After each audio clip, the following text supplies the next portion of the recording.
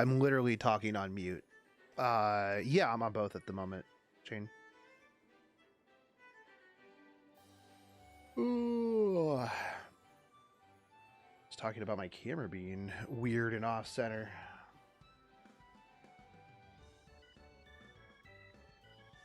I don't know why. I need a haircut, man.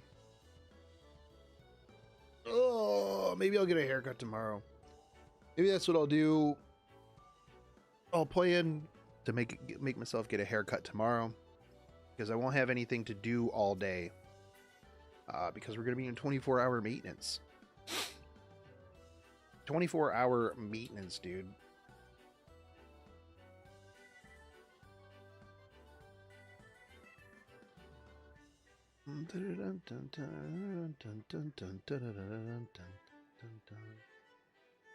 Got your haircut last night? Nice. I've been talking about, I've been telling myself to get a haircut for the last, 2 weeks. But you know how that goes, Sun Spirit. You know how that goes. So I'm ready, dude. Actually, I'm not ready. I need one more quest. Hold on. I gotta go find one more quest to get my whole quest log finished. Yeah, what's up, Microblast?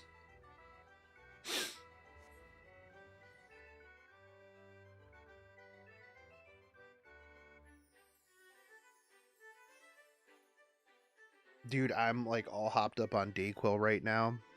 If I sound really nasally, it's because I am.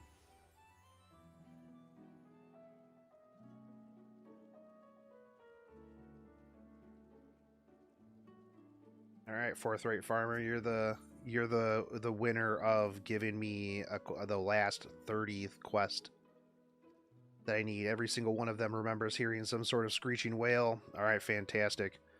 You know, I'm gonna come back as soon as Endwalker happens. I'm gonna turn all 30 of these quests in, and everyone's gonna be like, "Hey, I'm super glad that you came back and you turned in all these quests, and we've got more stuff for you to do." I'm just gonna be like, "Nah, no, I don't think I'm gonna. I don't think I'm gonna do that. I don't think I'm gonna do those. I got other stuff to do. Sorry, homies."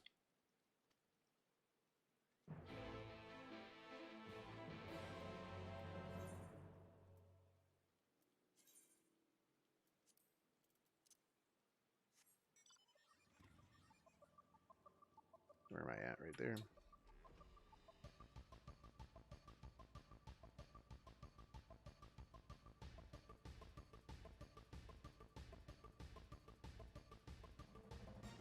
Should come on like a month ago, but I was lazy about it. I mean, that's, you know what? Just blame the pandemic, man.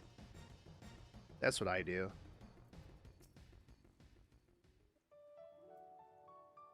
I don't hear anything. Maybe we should split up and have more of a look around. All right. I'll do that. Here's a spot. A destination, if you will.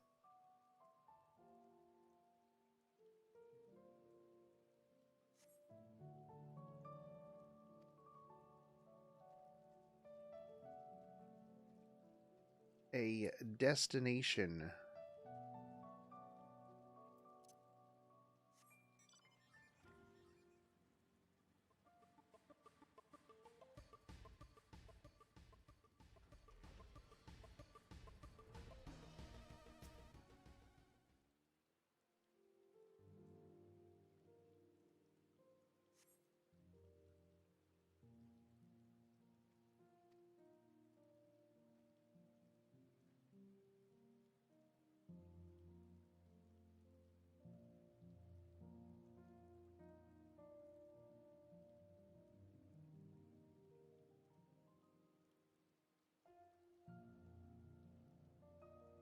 Hold on one sec.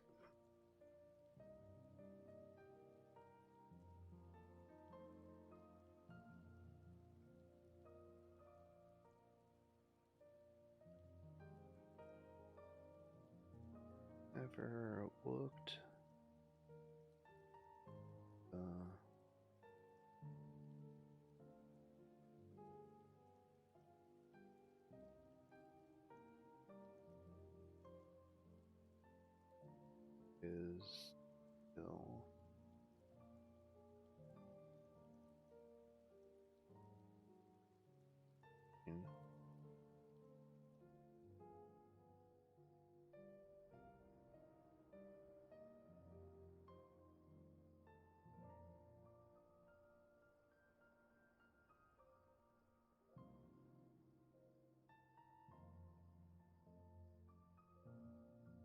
All right, had to text my internet guy because we're getting some packet loss.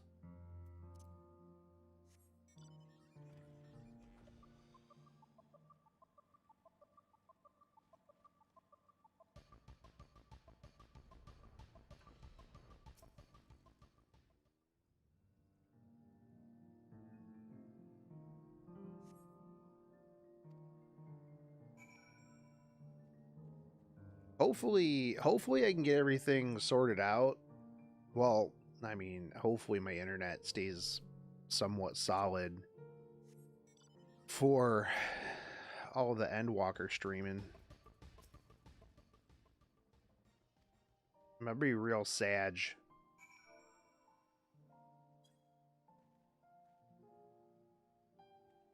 if I sit down to just like just stream the crap out of Endwalker and my internet says no.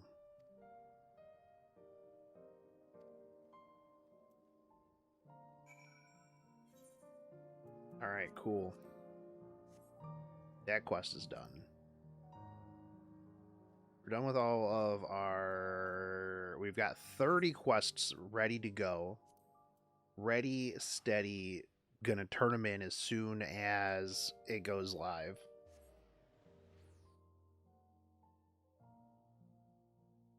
Oh, I gotta go hit my squad.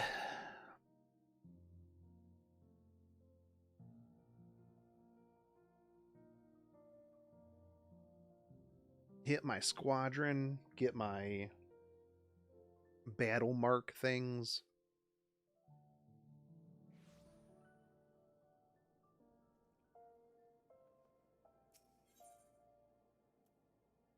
I'll need Ethernet.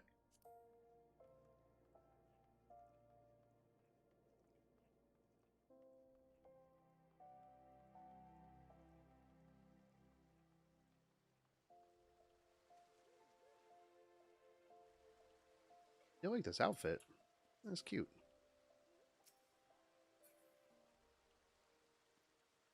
All right.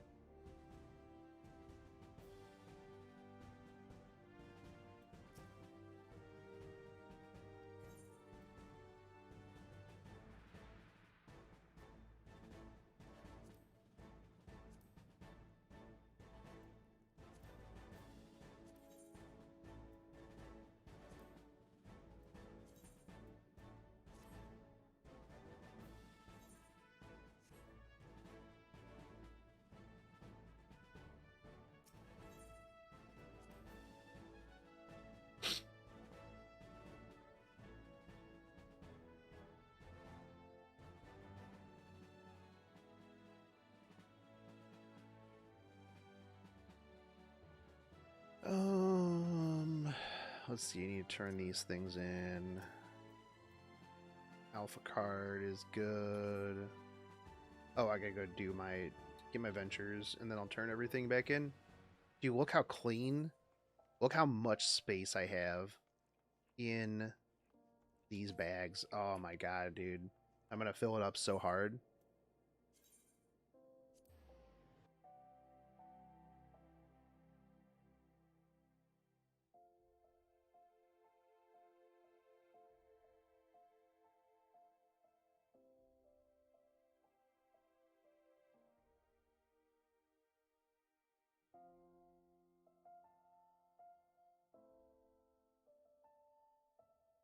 I'm going to fill all of that up.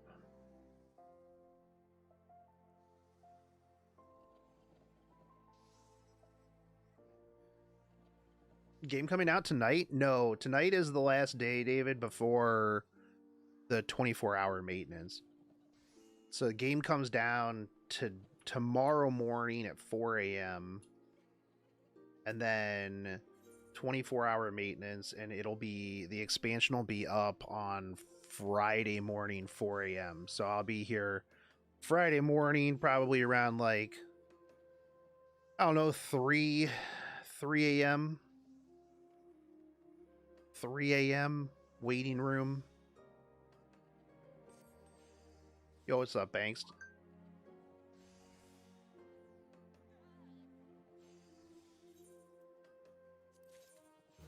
Yeah. Endwalker's the new Final Fantasy 14 expansion that's coming out.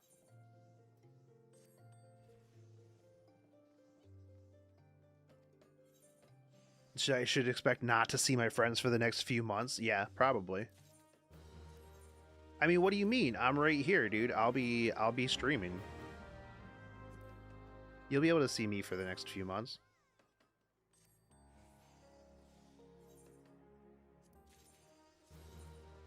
Dude, there's a lot of stuff dropping actually. Like there is a lot of stuff dropping this weekend. Lost Ark comes out this weekend. Icarus comes out this weekend.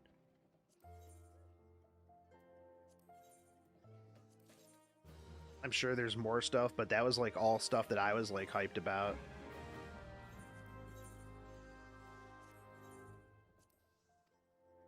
I was looking at it the other day. I was like, oh man, okay, cool. Well, like, when does Lost Ark come out? Because obviously Endwalker takes priority, but I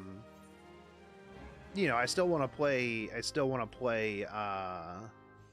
Lost Ark when it comes out. And I looked at it, and it's like, oh, it comes out on the 4th, and I'm like, well, rip. And I was like, okay, well, I haven't looked at Icarus in a hot minute. I haven't played too much of the beta weekends lately. I'm like, I wonder when Icarus, like, actually officially drops. Then I looked at it, and it was like, coming out on the 4th. I'm like, cool. Cool deal. Thankfully, like, Icarus, it doesn't really matter. And Lost Ark, I'll probably just play Lost Ark as a single player Diablo style game.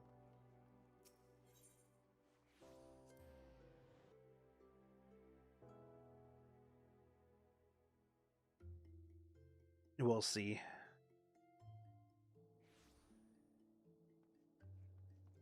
I mean, the nice thing is that like after I get the main story quest done, like Final Fantasy is as much as I want to play it.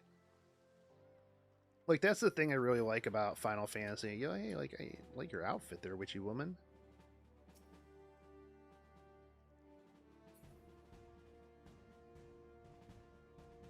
Dude, those thigh highs like are the best Civ. Any girl rocking those thigh highs, A plus.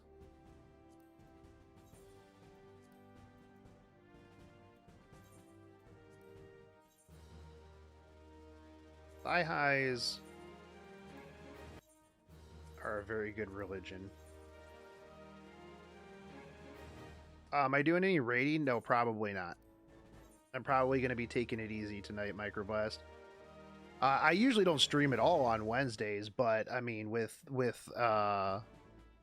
everything happening, I'll probably, because I do anime night with a friend of mine on Wednesdays. I'll probably, after that is when I'll probably do Coil for story. Because at this point I have my like level and a half of rested XP. I've got my food. I've got my buffs. I've got my 30 my 30 quests done.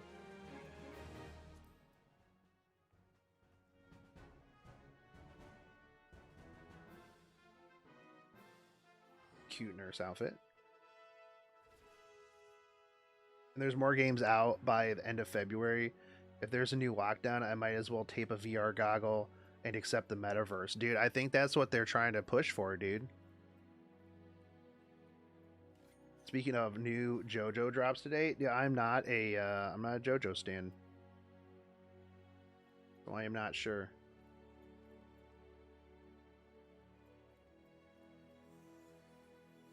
I mean, I've watched some of it, but I've never finished it. I always like watch like a couple of episodes here and there, and then I'm like, all right, cool, dude, I got it this time. I'm gonna watch all of it this time around, and then I do something else.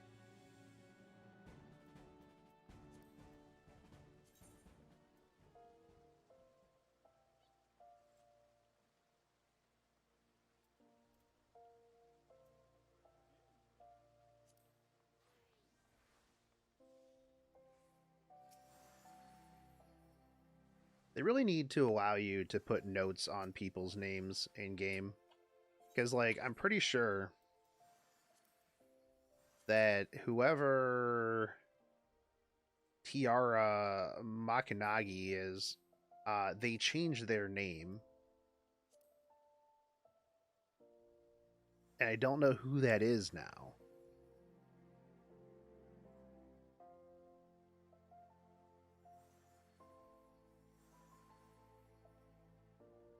Like, you would think that they would allow you to just put notes on people.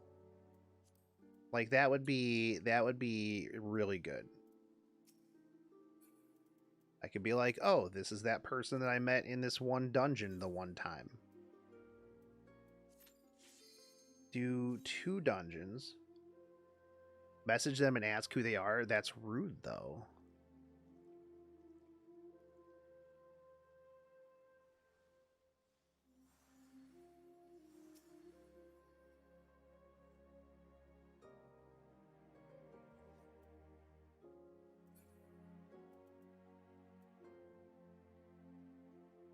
They do that with my contacts list, like on my phone. Yeah, I mean, I make notes of like who people are all the time.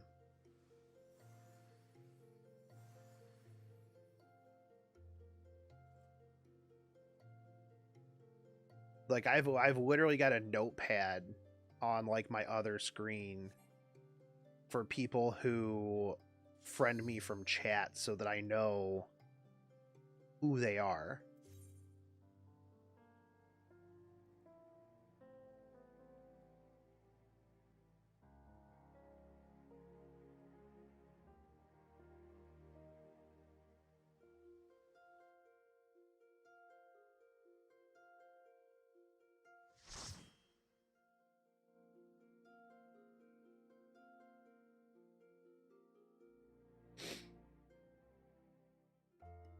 I mean, I'm really bad usually at remembering people anyways.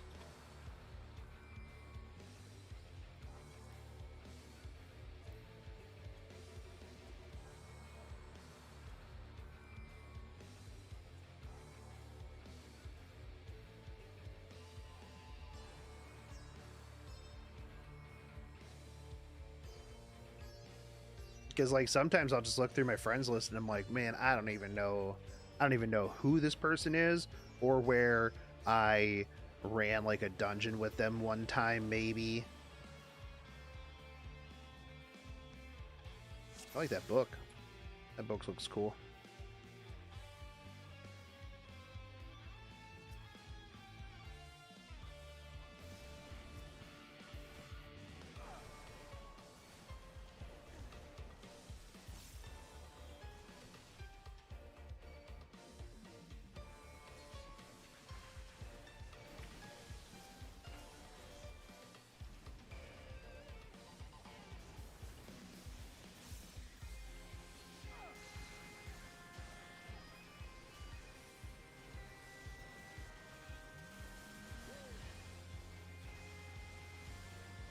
Dude, can you guys hear my keyboard, by the way?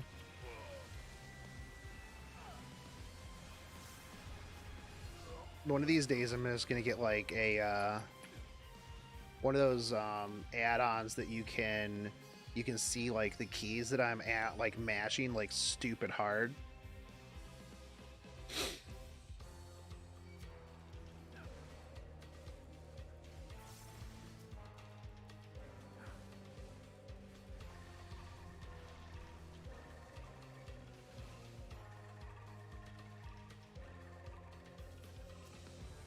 I mean, it's always good to know your contact's weaknesses just in case you need it.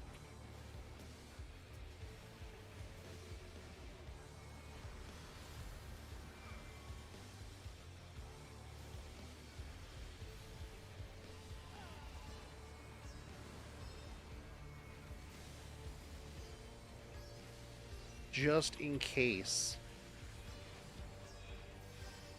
Plus, then that way they know that you know.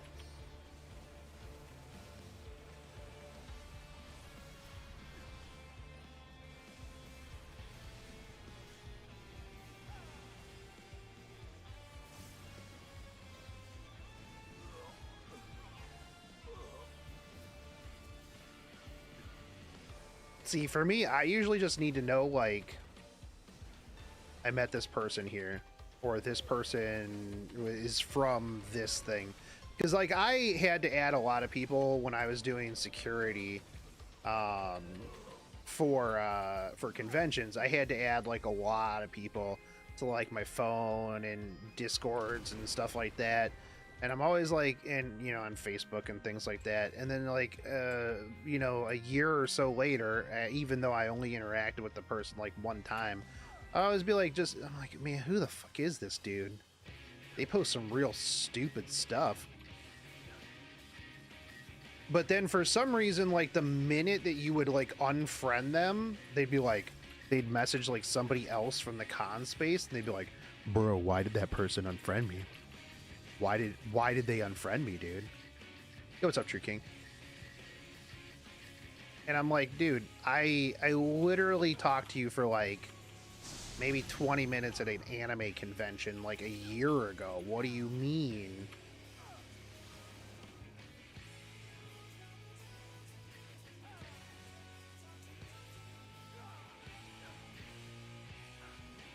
I've been pretty okay. I hurt my my ankle last week, but my ankle's doing a lot better now.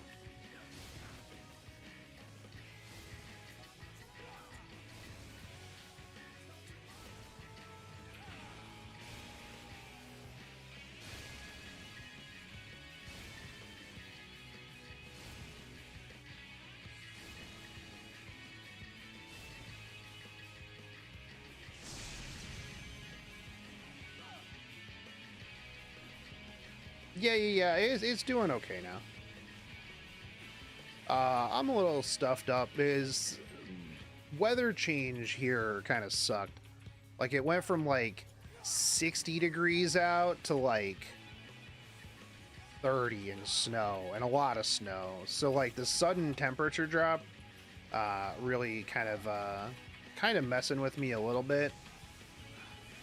But you know, that is what it is, really. That's pretty much every year, though. Like, all these people be like, oh, I can't believe everybody's getting sick. Like, dude, it's December. It's the end of November, bro. Me? No, I'm Northeast Ohio.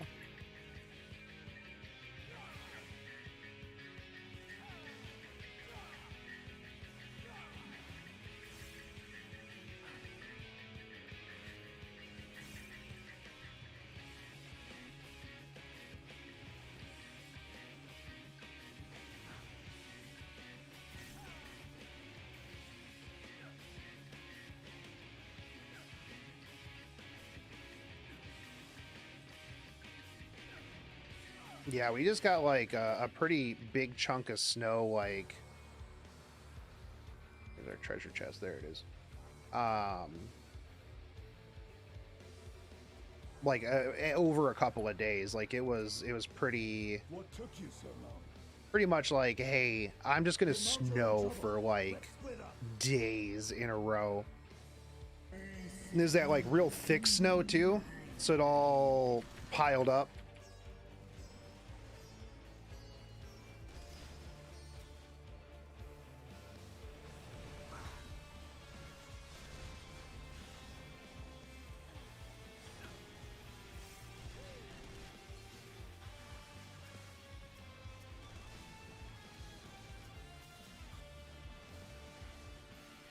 Come here, you stupid Reaper.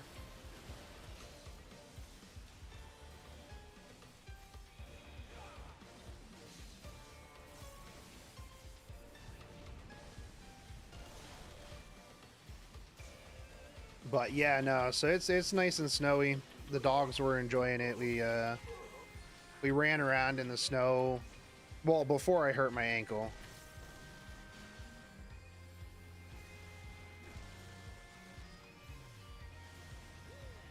I usually just throw snow at them. Push them down a bunch because I'm bigger than they are.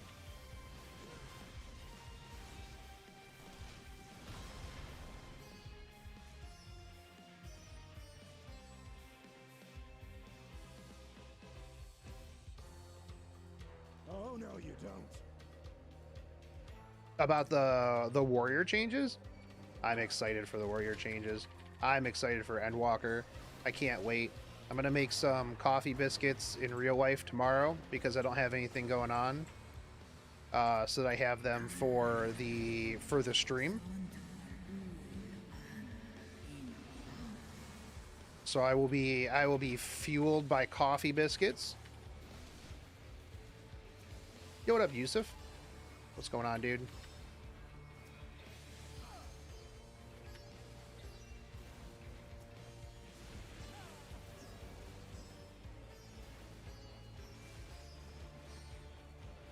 Took a week off. Yeah, I've just mostly been trying to get everything sorted, get all my stuff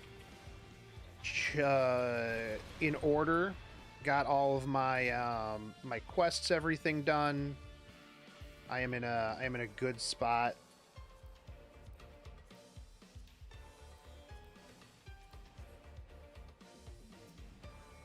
Me, I'm doing pretty okay.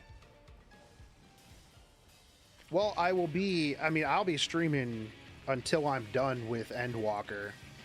Internet willing. That's what I'm going to be doing.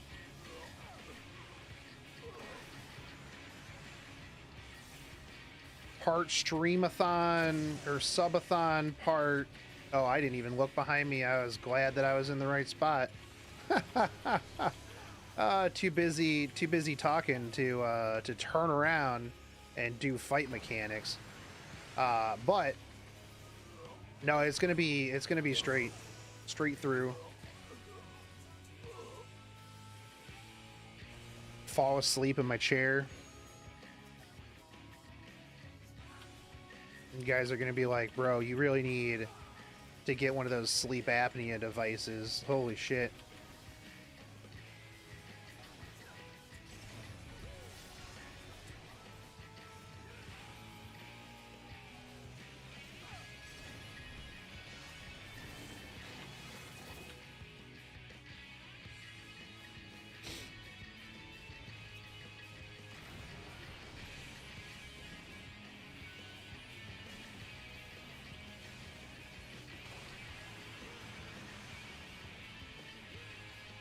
Oh god, that's terrible.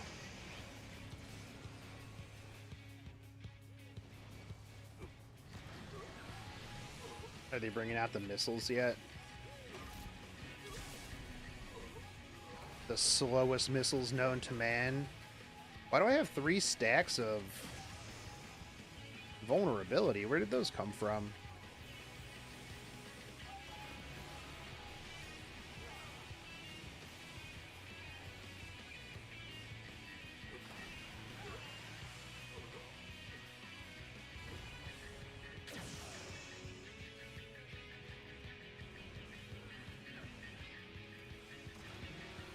Oh, our healer's dead. Whoops.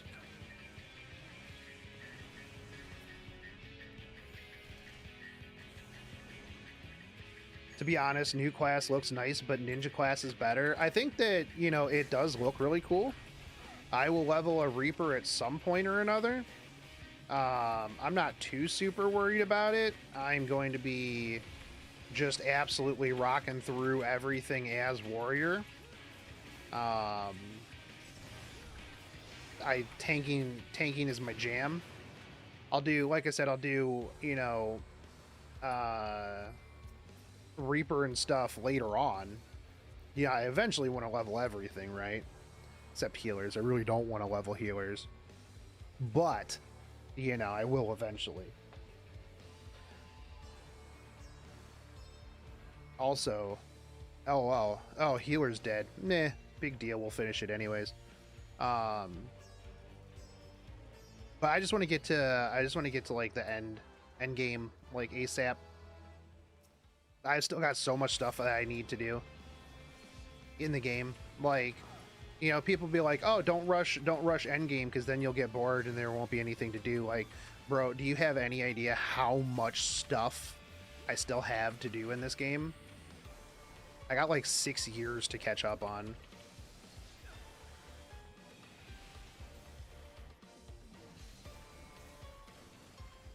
I still have Sephiroth to defeat.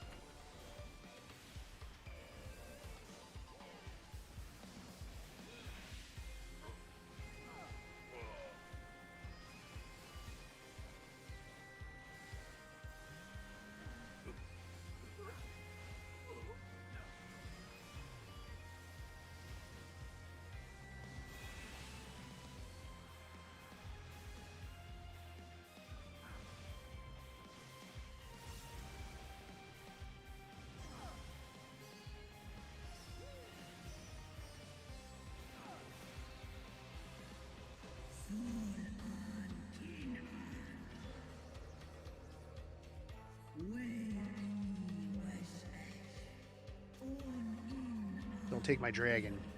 Don't do it. All right.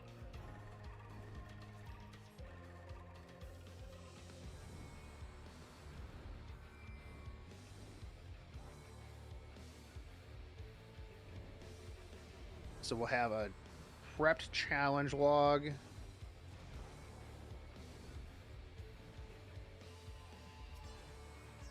You know, I'm gonna do all this work, right? And I'm not even gonna, I bet I don't even need it. Like, I bet that I do not even need to get all this stuff done.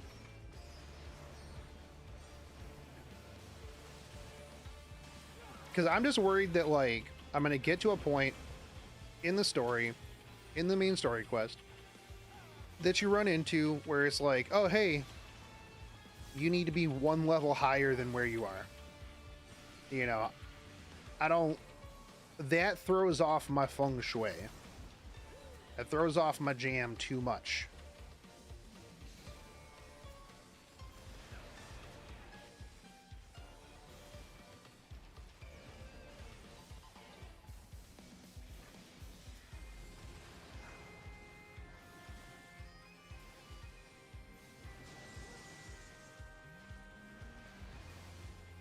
Dude, Ninja's super fun, but I also don't want to develop carpal tunnel too soon.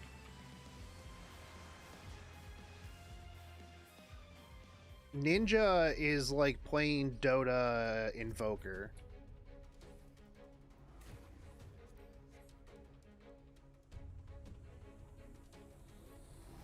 Like, I have a Ninja, and I was playing a Ninja for a little while. And I was just like, man, this is just too much.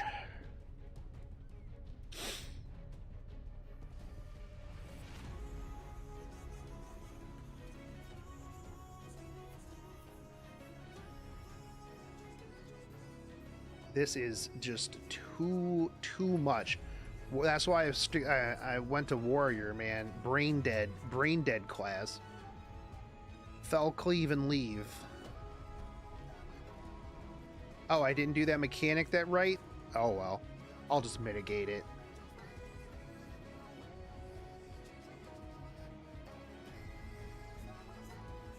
Dude, I'm super hyped for the new music too. The soundtrack, like, if it's as good as like the music in the trailer and stuff like that, bruh, I'm excited.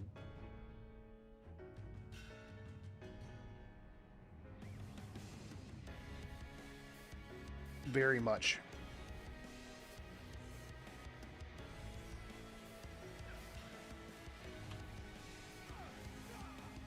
I'm interested for the new fights too, considering they said that like they're kind of pushing like the whole mechanics thing quite heavily.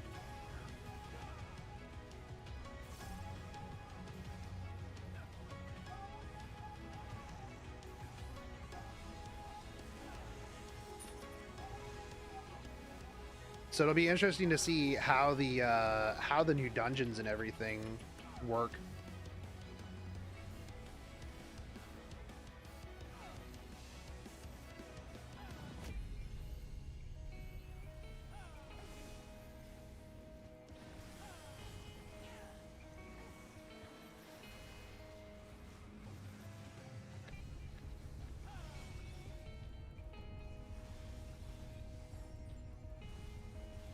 I'm just excited for the story. I hope Emmett voices a lot more stuff.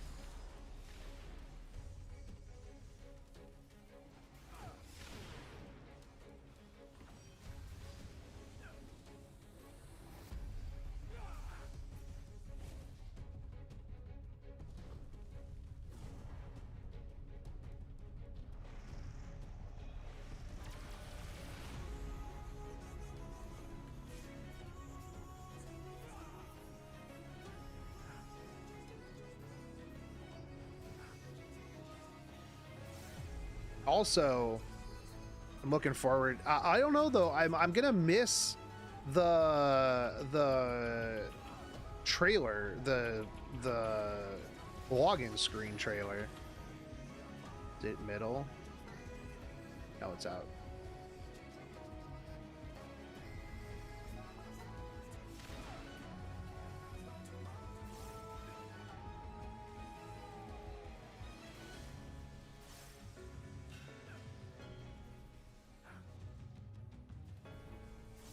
I was just saying that to my friends. Dude, there's so many times where I forget to like log out or like interact with something in game so it doesn't log me out, and then you just wake up to the opening.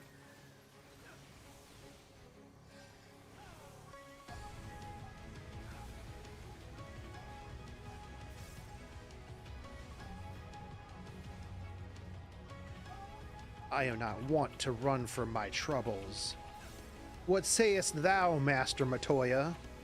Yo, that trailer actually kind of messed me up because I was super excited to see if, like, because when it's like, when Urianger is talking about, Master Matoya, I'm like, bro, did Master Matoya find some way to, like, are we going back into the past? Are we going to see, like, super hot Master Matoya who's also still sassy? No, just Y'shtola. I mean, Y'shtola's fine too, but I wanted sassy pants, Master Matoya in her heyday.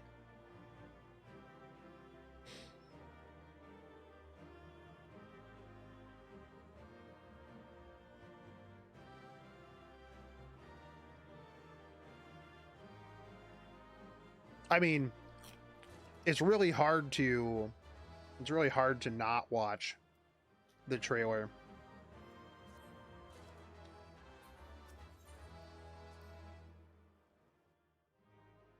It's on there.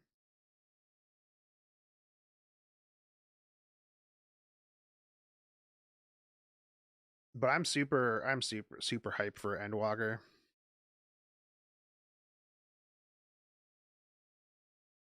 My boy Xenos tracking me across dimensions to the moon, all to sate his battle boner lust.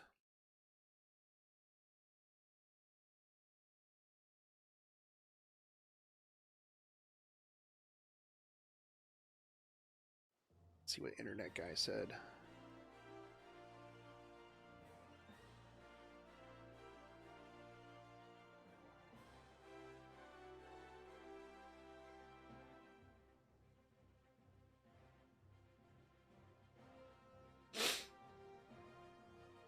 Dude, did you see the original 1.0 trailer that they dropped, that they re-uploaded?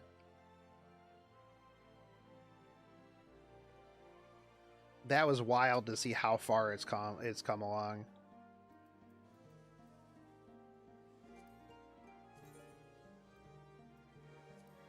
Am I gonna get Amarat?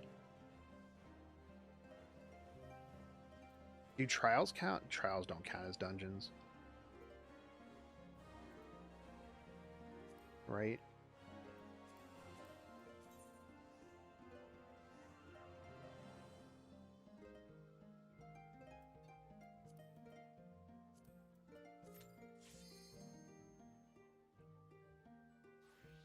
Yo, I like that outfit. Nice little yellow hat you got there. Quora. It is Rodimus. Did not. I think I saw the thumbnail, but passed over since YouTube's been recommending old videos lately. That's fair. Yeah, no, it's they uploaded it, so people are like kind of wondering what that means. But I mean, considering that this is like the culmination, Endwalker is like the culmination of the Heidel and Zodiac story, and that was the beginning. It's kind of like, you know, yeah, the beginning and the end.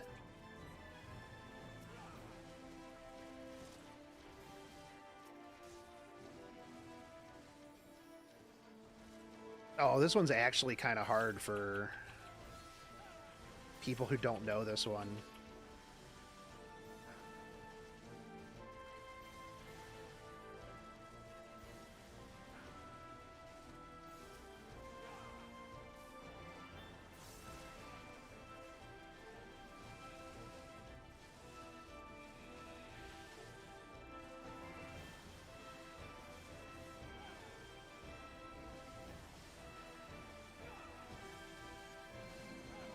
Oh, I didn't have a healer.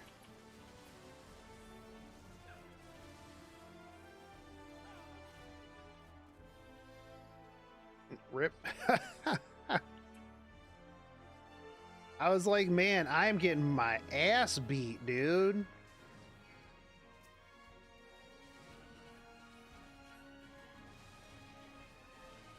Reminder to self, pay attention to see if healer is with the group.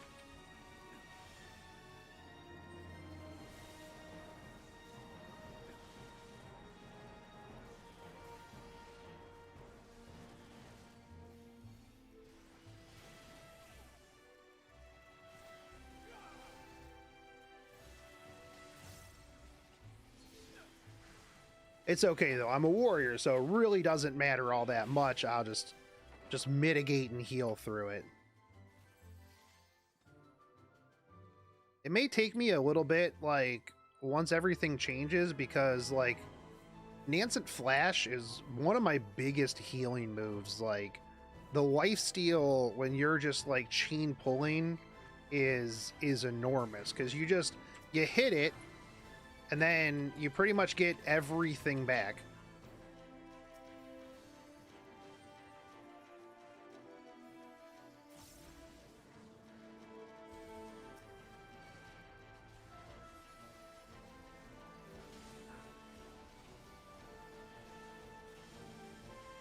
Get over here, weapon.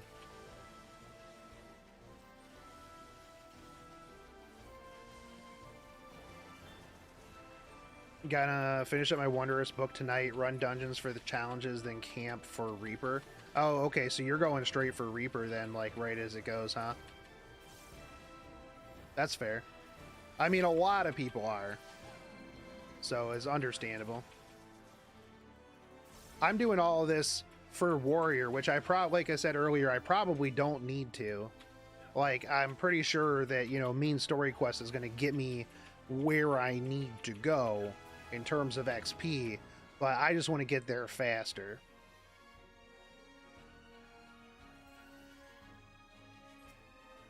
Oh, dude, it takes like an afternoon. It takes like maybe a day.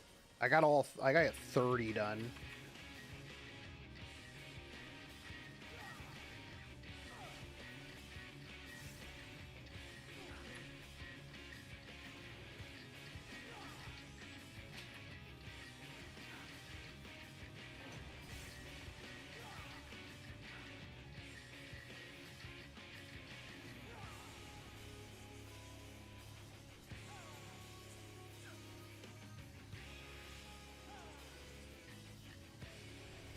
Okay, brooms are coming.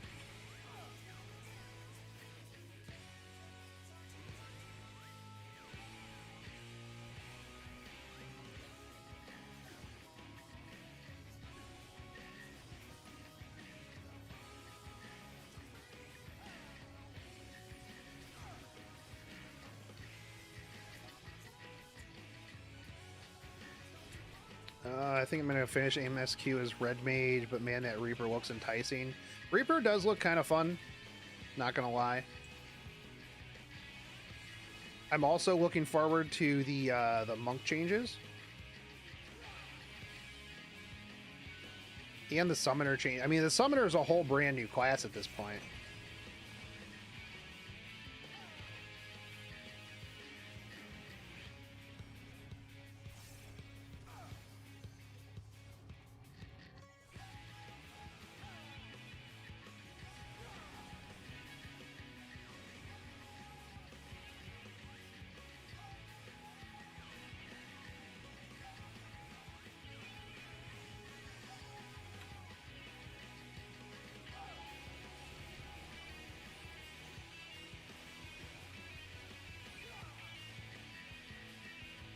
Can't wait for a Dancer QOL.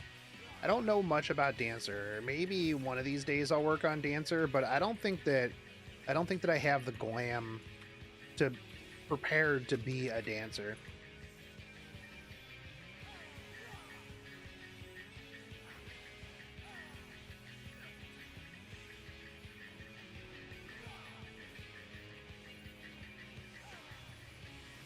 Yeah, Summoner is literally a new job. We got 3 new jobs this expansion. Yeah, basically.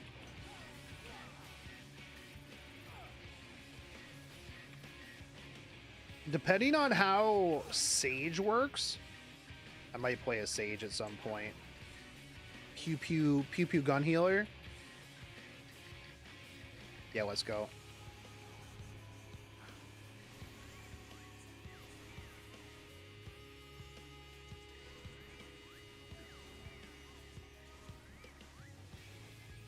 Pew Pew Gun Healer. Healing with the power of lasers.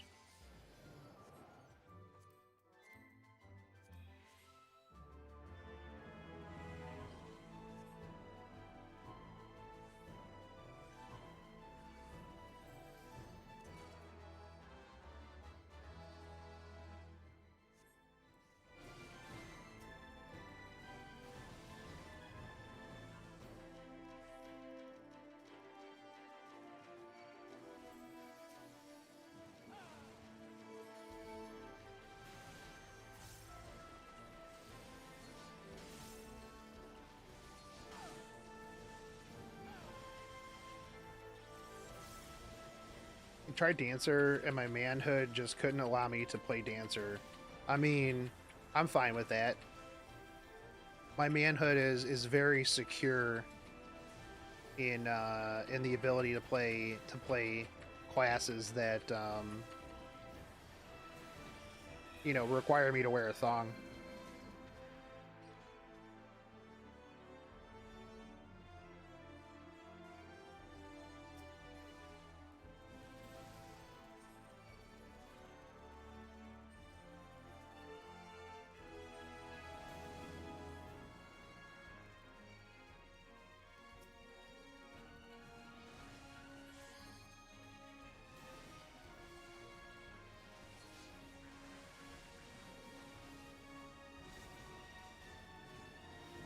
Oh god, no. Ah, it's late.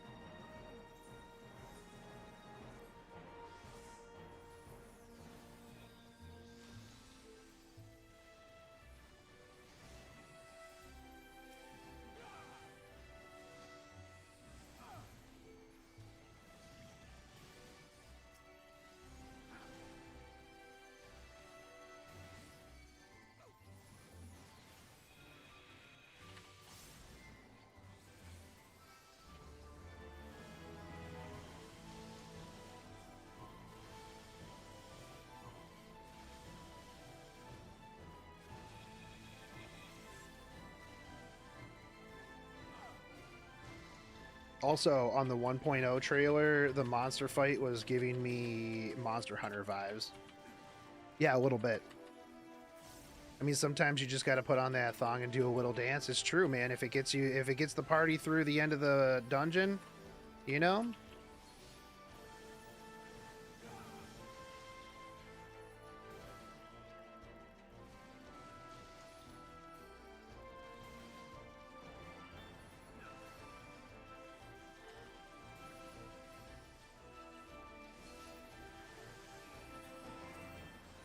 one of the things that I like the most about Final Fantasy is that had this just happened, had this like wipe here just happened, in like a World of Warcraft or something like that. Also, this summoner is just sitting there waiting. Oh, took his revive. Okay. If this happened in WoW, everybody would have just left and called you a piece of shit.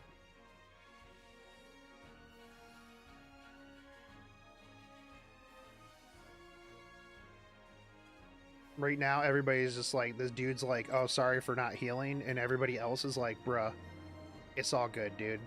Don't worry about it.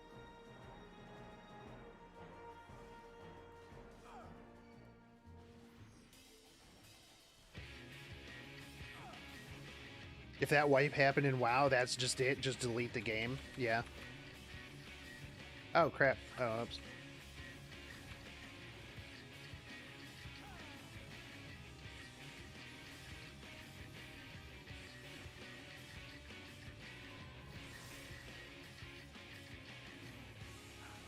Dude, I can count on like one hand the amount of like bad dungeon experiences I've had in this game. Like, no joke. Okay, that guy's got it. Cool. I'm a tank, thank you. Everybody else has to do the mechanics while I just stand here and punch this thing.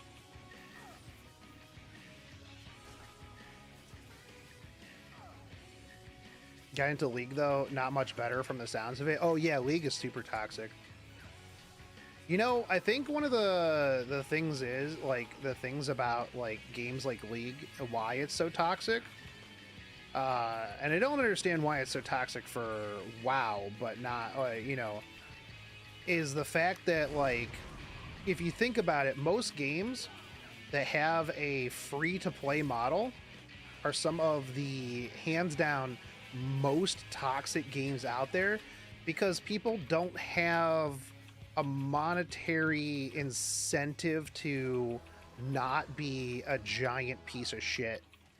Like, think about it. Like, if your League of Legends account gets deleted because you're a toxic piece of trash, like, does it matter?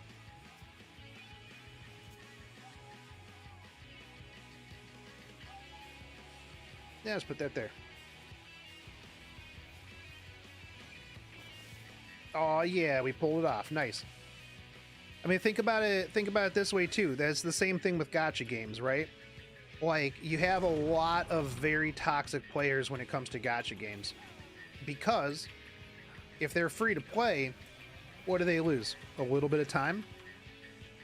They can be as toxic as they literally want to be, because, well, they're free to play, so who cares? They lost a little bit of the time that they put into the game. Yeah. And yeah, you can just, if you get banned for being an absolute piece of garbage, then you just make another account. Who cares?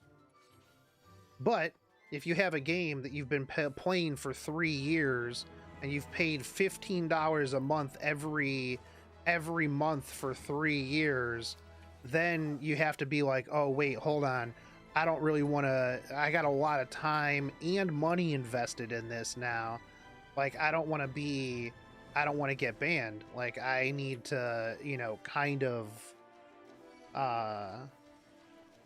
you know, not be a piece of garbage.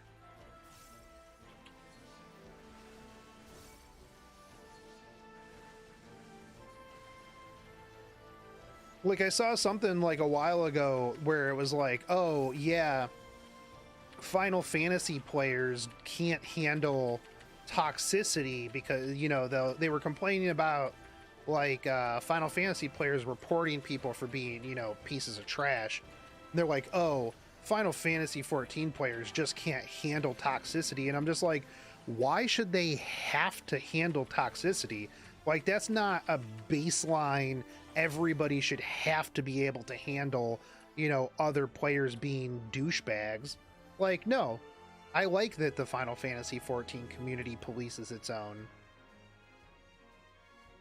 Like, don't let that stuff go, don't let that go through. That's one of the problems that That's one of the problems that a lot of games have these days, is that they just don't punish people being like legitimately toxic.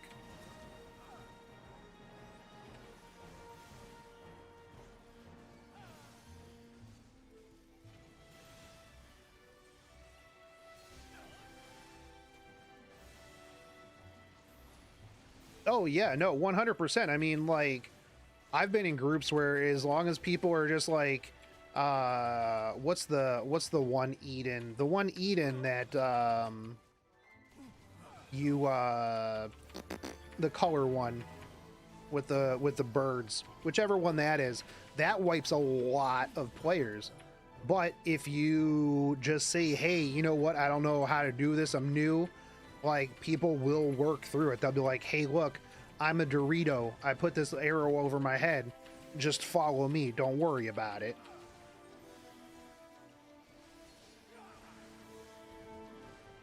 Other games, people be like, oh, you didn't watch 7 guides on how to do this and then practice run before ever coming to my group?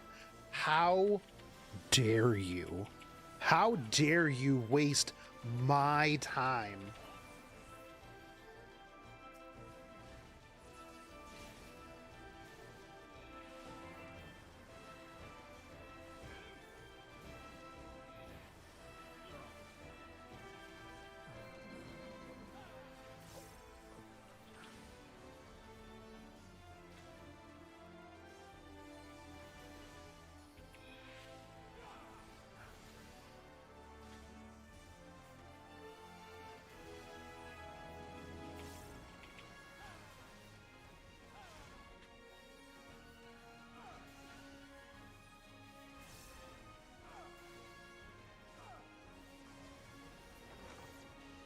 Oh, it's the other door.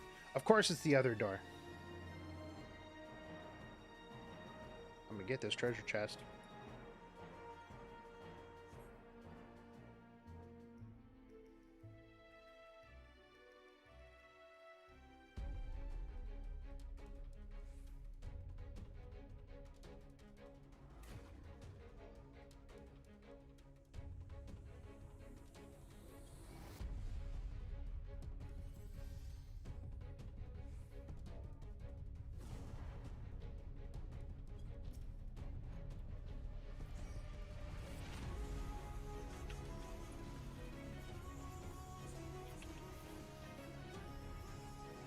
This one, I wiped like I like wiped one day for probably, I don't know, like an hour, teaching like this whole brand new party how to do this boss, because this boss actually legitimately kind of rough.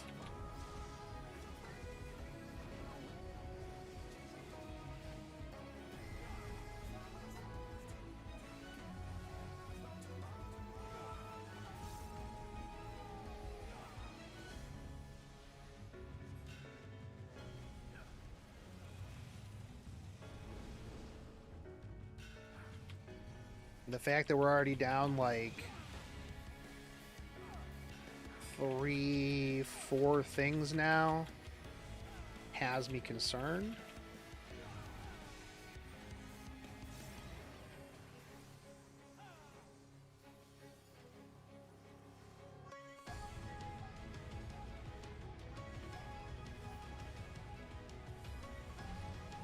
Run, run. Thought you knew this fight.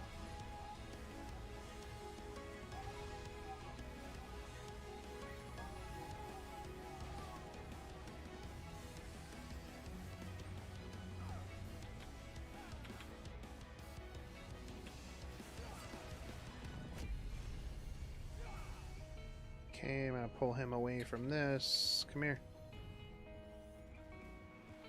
Oh, don't set him on fire, dude. Don't set him on fire, dude. You gotta get away from these things. Ah, you...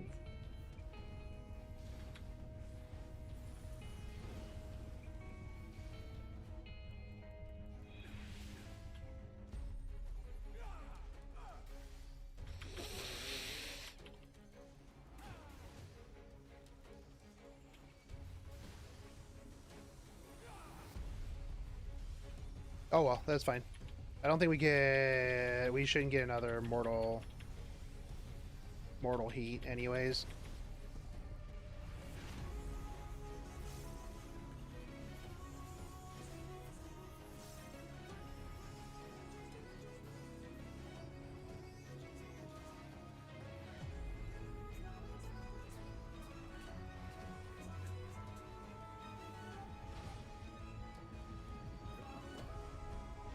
No, he was really quick after that one.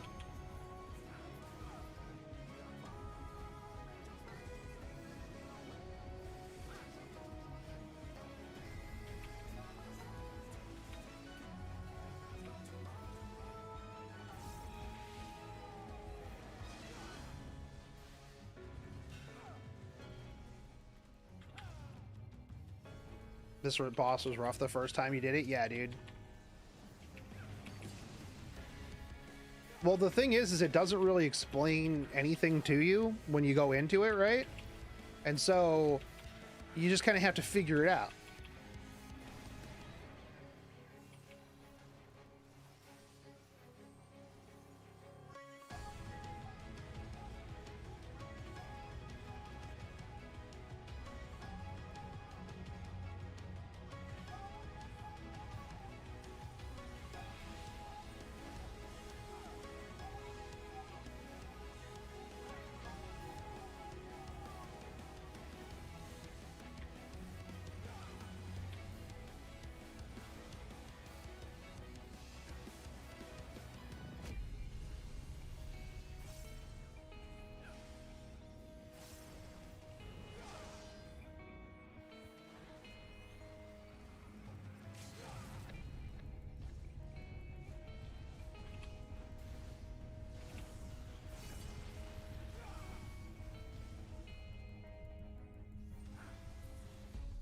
All right, there we go. GG. I'm going to give it to Rocket Raccoon. Read them pants. All right, cool. I got 3 player commendations. Hell yeah. That's what I'm talking about. That's what I'm talking about.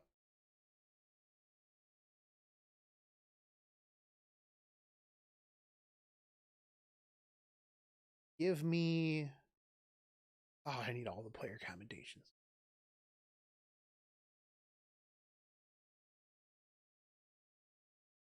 Do guild heists don't really give much in the way of XP for challenge log, I don't think.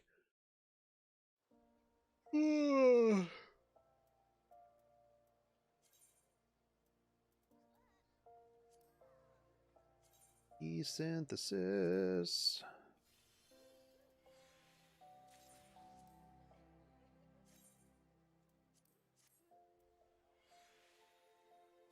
Oh, dude, so there's a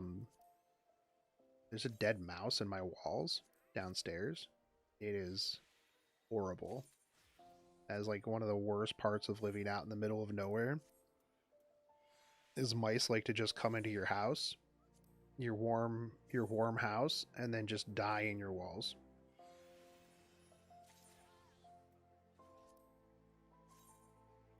There is not much you can do about it.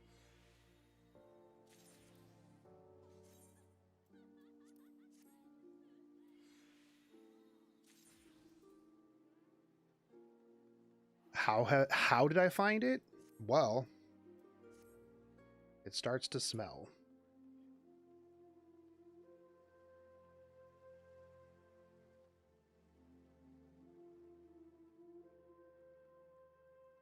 That is how you know when there's a dead mouse in your wall. Starts to smell real bad.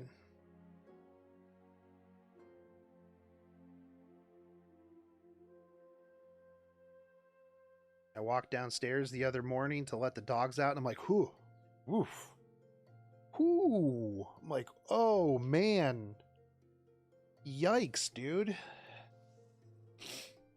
Usually takes about like, I don't know, week and a half for it to stop.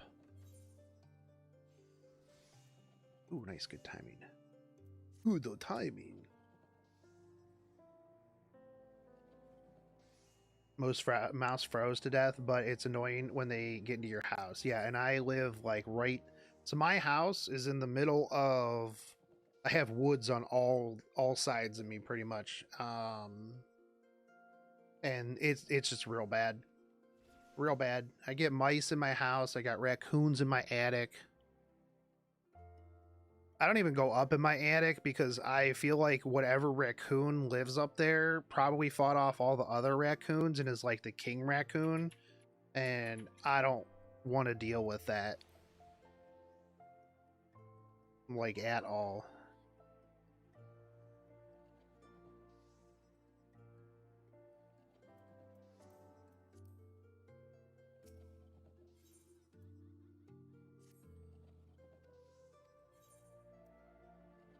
It just sucks, man. I'm like, you know, could you just like die outside? Like, that would be great. Like, you don't pay rent. You don't pay rent here. Like, just go outside.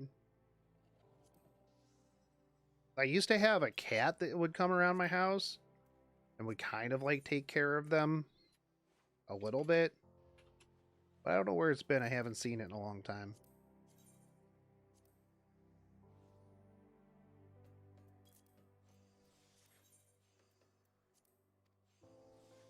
He's max level by now, grinded out those levels. That's what I'm afraid of. Like, I'm gonna go up into the like attic and I'm just gonna see like a big red health bar pop up and I'm gonna be like, oh shit. Oh no, this is not good.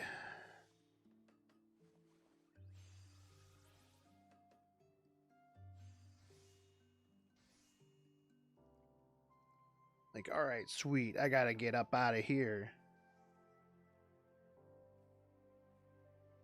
I just remembered Buff Jerry. Buff. Oh, yeah. Yeah. Yeah, pretty much. He lives there now. He's just your new roommate. For the most part. Although sometimes, dude, like, the raccoon will start fighting with other things, and like both me and the dogs are confused, and I'm just kind of like, bruh, if you guys could stop. I moved into a house to get away from like roommates above, like the apartment above me freaking out all the time and fighting, and like now I'm back where I was, like, but I can't leave a nasty note upstairs to be like, hey, you guys could stop. That would be great.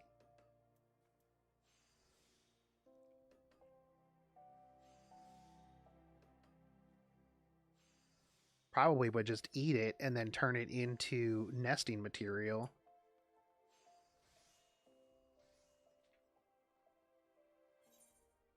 All right, what else do I need to do? Turn in your Moogle tombstones. Make sure you guys have your Moogle tombstones turned in. Oh, hold on. No, I gotta go turn in my cookies.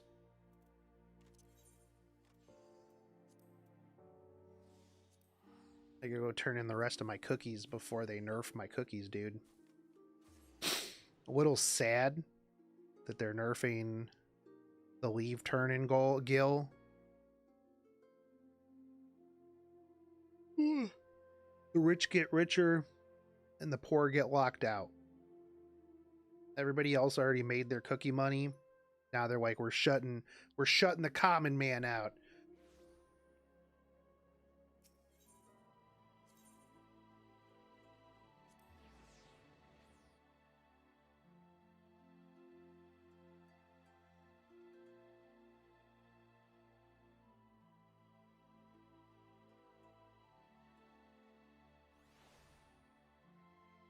Shutting down the cookie. You know what? Like, what do they do with all these cookies anyways? Need to get over 400 tombstones to get the Crypt Worker top. It's bugging me that my top isn't blue, but everything else is. But aren't you going to just replace everything? like in 30 seconds into Endwalker. Oh no, I didn't just click on all those. Wasn't paying attention, damn it. Oh well. I wasted 2 leaves because I'm not turning in risotto.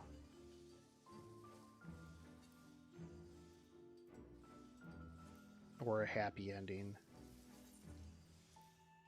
Damn it. Does it get replaced? I mean, pretty much everything will get replaced in, like... I mean, gear-wise, you're gonna have everything get replaced, like, by, like, quest gear.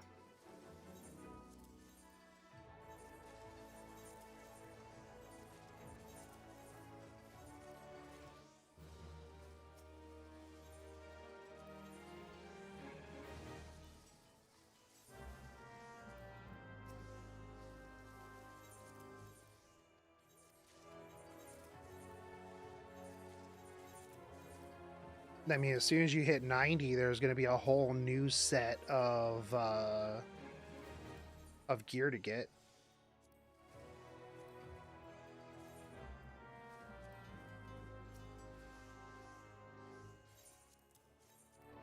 Usually lasts several dungeons into the expansion. Yo, hey, what's up, Frost? I'll be your mom and your dad. That's fine.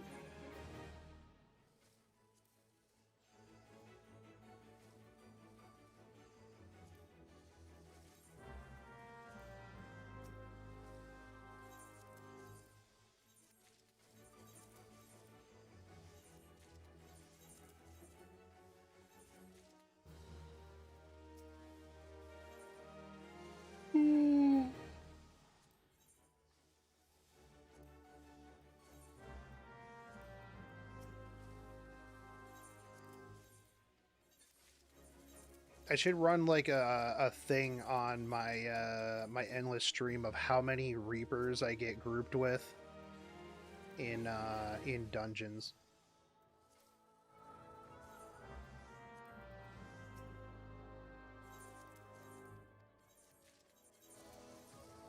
I feel like someone somewhere is going to just like hard skip all the story and just rush to 90 so that they can be the first level 90 Reaper.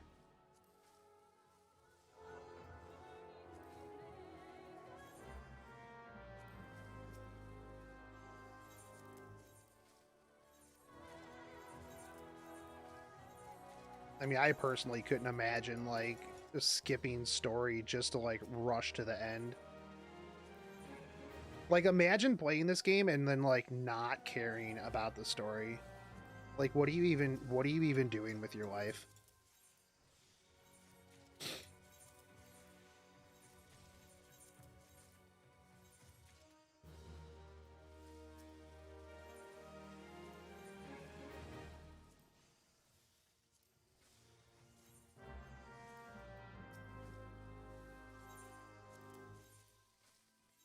Oh, also, I was told, I read something about how when you log out this evening, log out in like an in-room or like something instanced so that way you don't have such a hard time getting into the game.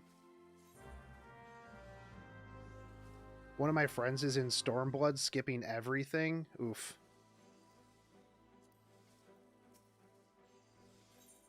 I mean, I guess I understand if they like want to catch up with you and they actually do intend on going back and reading the story, but like, I don't know, man. Like, the whole story is just so good.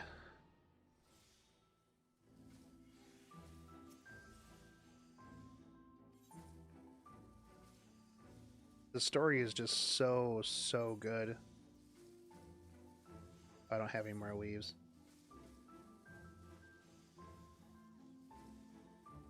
Just finished Stormblood. I mean, you guys are such slackers, dude. You guys are such slackers, homies. I will say Stormblood story is a little disjointed, but if you skip Endwalker story, I don't know that we can be friends.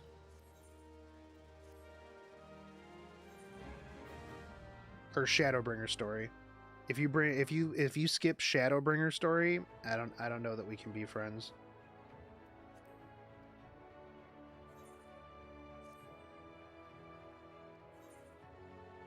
I can understand Stormblood a little bit, because Lise kind of sucks.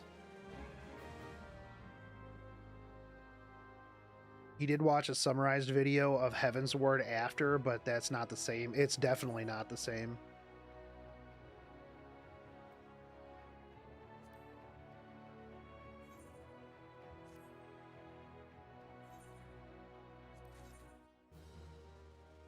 You are not even level 5, that's right. You should fix that.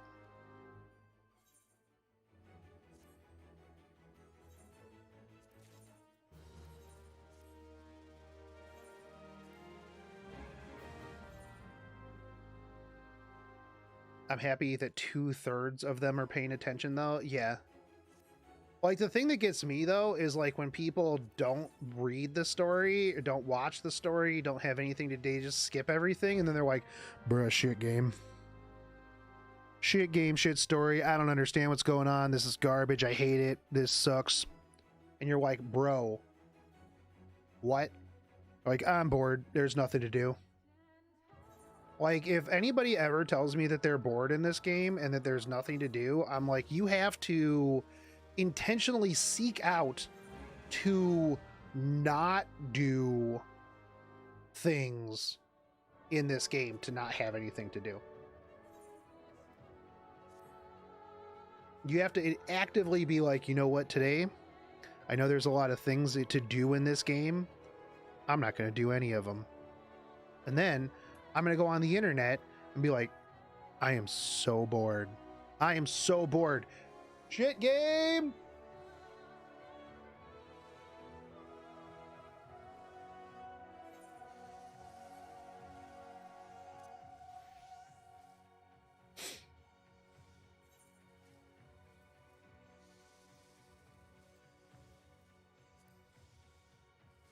Yeah. Can't play and be dead at the same time though? Dude, I do. There is stuff for everybody. Like, you don't even have to, like, you can just go ERP or just normal RP. Doesn't have to necessarily be ERP, but let's be real, it's probably going to be ERP. You're going to start off with just regular SFW RP. You know, you'll go to a cafe and you'll be like, ah, yes, my latte is very fantastic. Next thing you know, you're like in a foursome with like 2 bunny girls and like a dragon dude.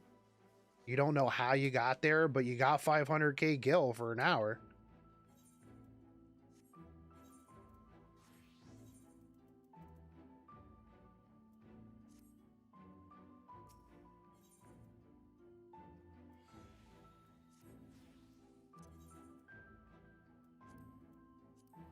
I think that's how it starts.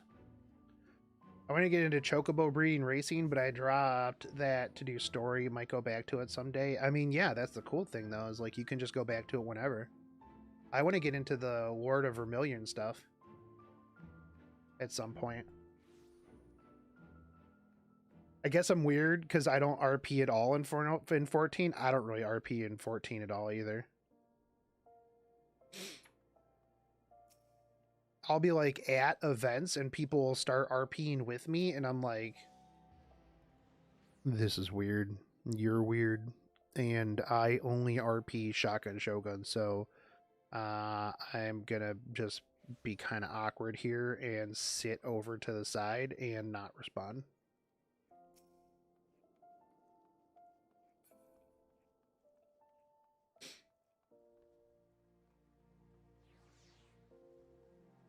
But the cool thing is if you do want to RP, it is available.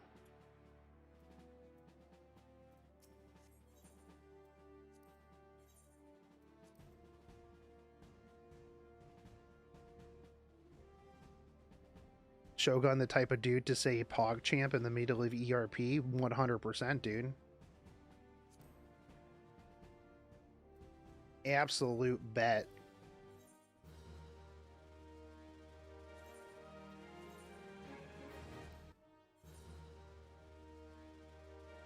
Me and Naz were actually joking about that the other day.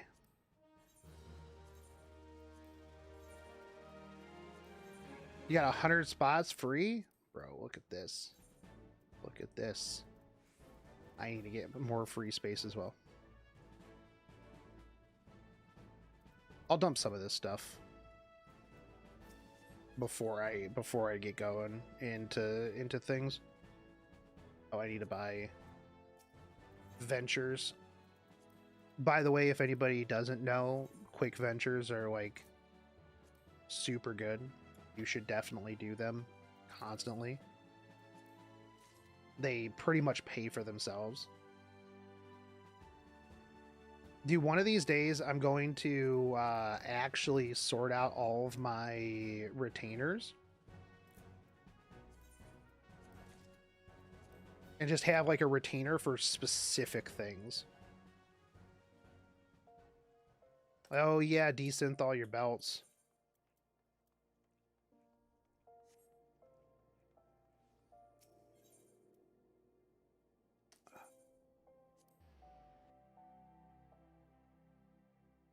I gotta pull all of my materia out of my belts, desynth them. Let me use the bathroom real quick though.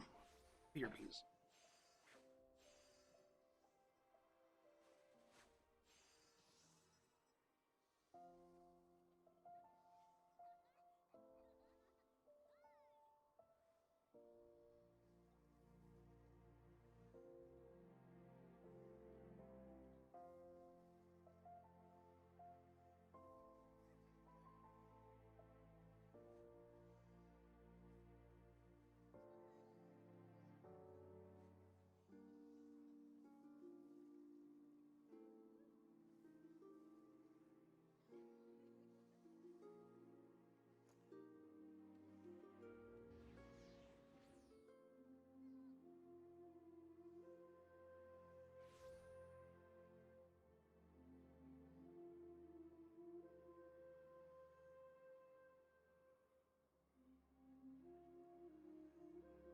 You know, why can't dogs keep mice out of my house?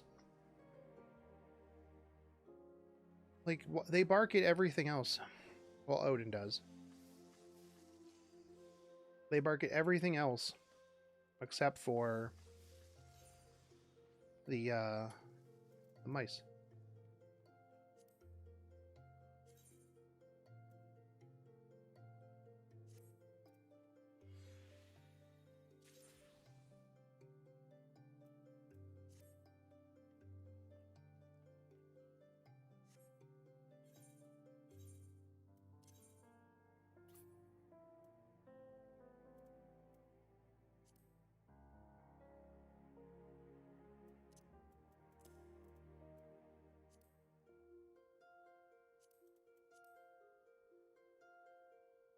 Oh, I can just desynth from here.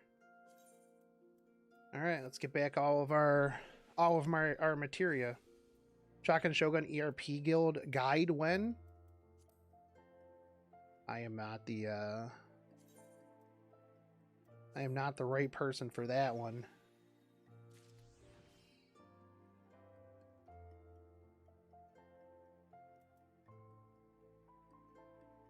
Rip all these belts.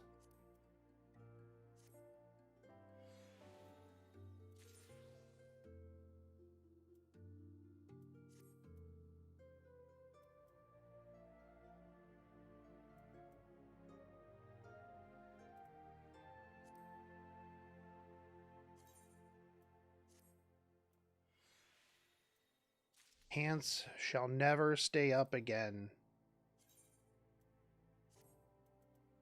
How will people know that I'm a Final Fantasy character if I ain't got no belt?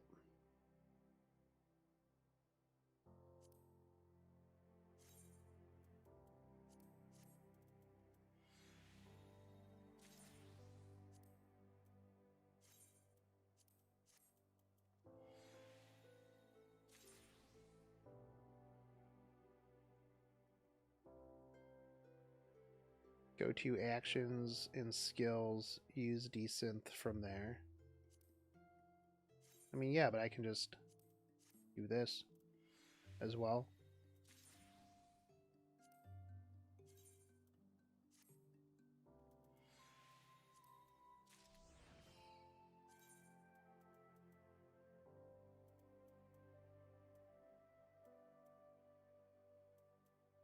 Do. Incoming general.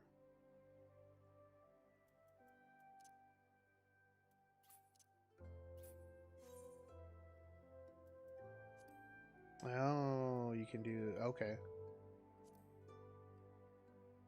I guess that does make it a little bit easier, huh? But I have to retrieve my... Can I retrieve materia from this? No. I have to retrieve all of my materia first.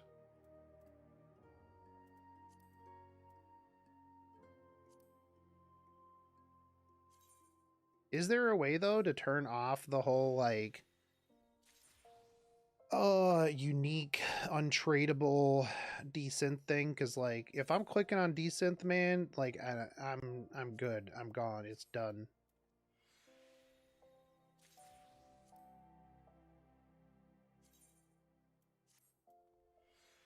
Like, I hate when I'm trying to, like, grind through desynth stuff, and it's like, oh, hey, you have to click on this stupid box every single time.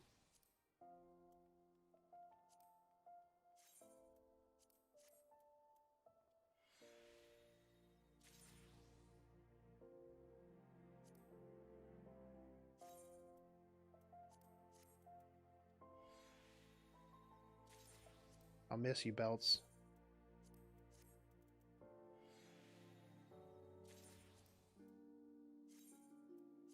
The Yanfram Belt of Scouting. Good times, good memories.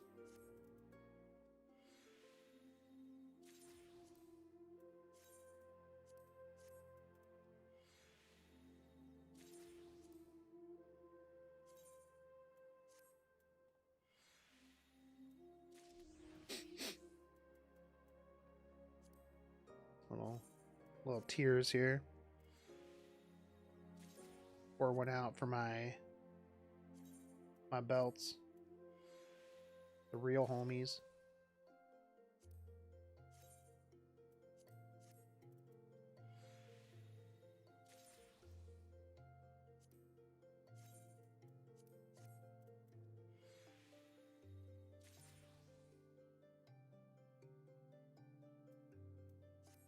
I wonder if they're going to have any issues with the 24-hour maintenance. Like, they say it's 24 hours.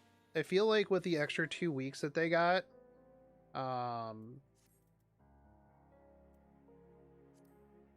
that most likely it'll be 24 hours.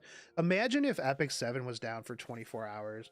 Could you imagine the amount of entitlement that people would have if Epic 7 was down for 24 hours? Holy shit, dude.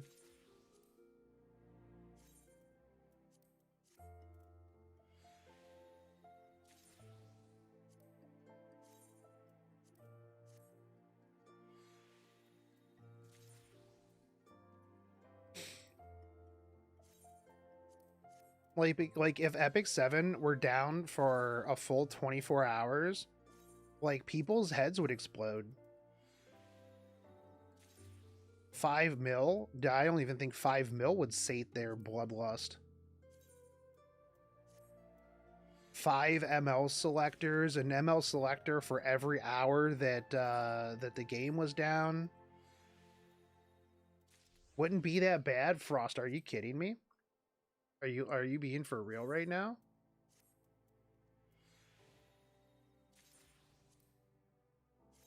People lose it when we have regular extended maintenance.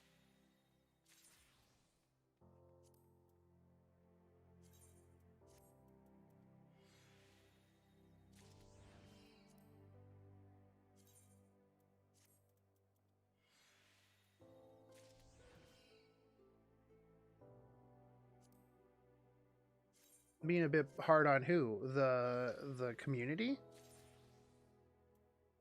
They deserve it sometimes.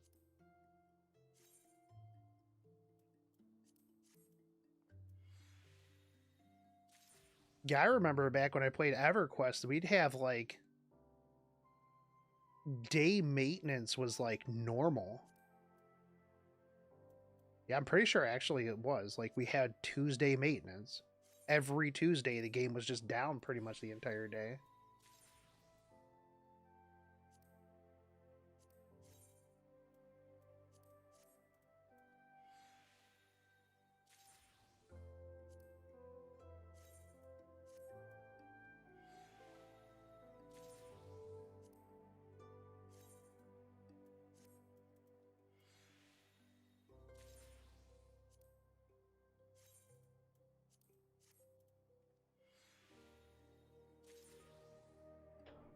Miss the old Shotgun Shogun? Which one?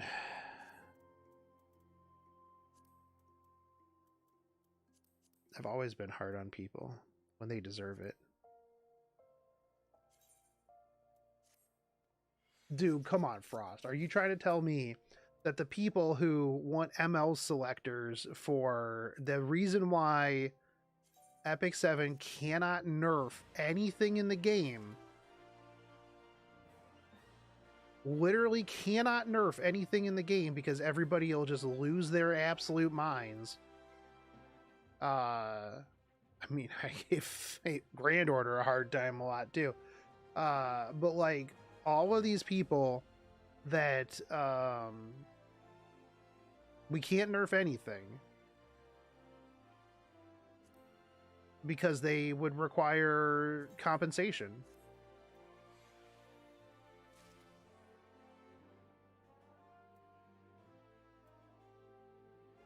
The FGO Shotgun Shogun, the State of NA Shotgun Shogun, the Why We Ain't Getting Our St. Court Shotgun Shogun.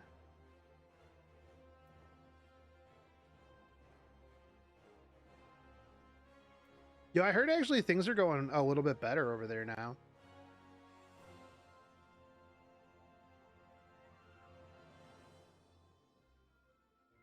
I miss the young Shotgun Shogun. Me too. Me too.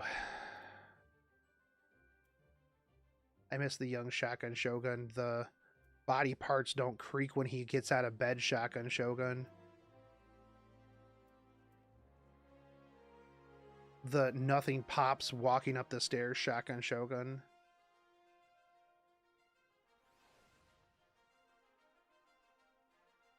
Was he ever young?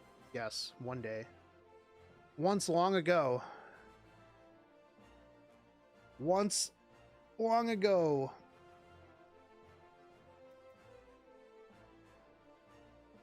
He was young.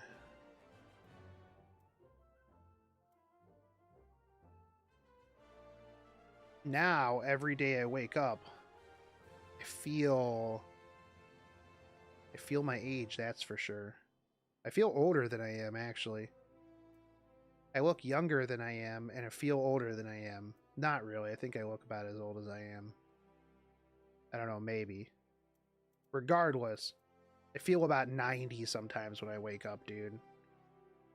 I missed the 3 gacha games on stream at One Shotgun Shogun. The Fox Mines, dude. Fox Mines were fun. Do I need any of this gear? I need to clean some of this stuff up, dude. Like, what am I gonna do? What am I gonna do with spoopy skeletons? I know it's spooky skeletons, but I like spoopy better. Spoopy scary skeletons. Thank you for the follow. Listen, take it from an older folk. Any day you wake up is a good day. That's fair. That is true.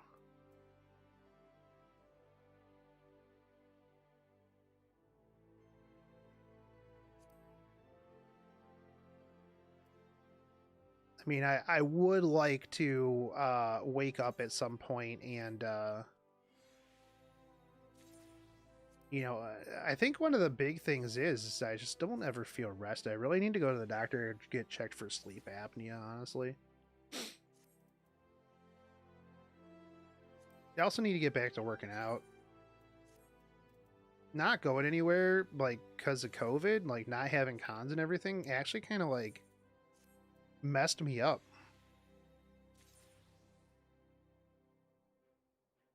I never played any Final Fantasy in my life, but I recently got the free trial of Final Fantasy 14 a week ago, and I farmed the Typhon Mount. I'm level 37. Yo, congratulations. You are level 37. You have a lot of stuff to do.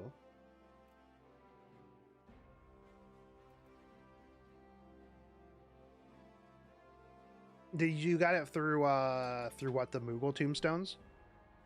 Spooky skeleton.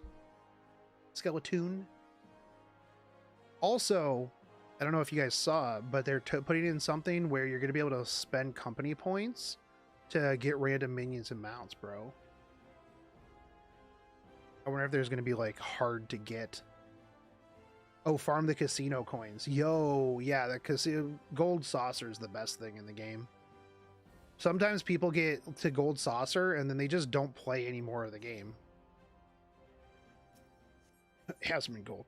I know he was stuck in gold saucer for ages, but yeah, I've spent a lot of time in gold saucer.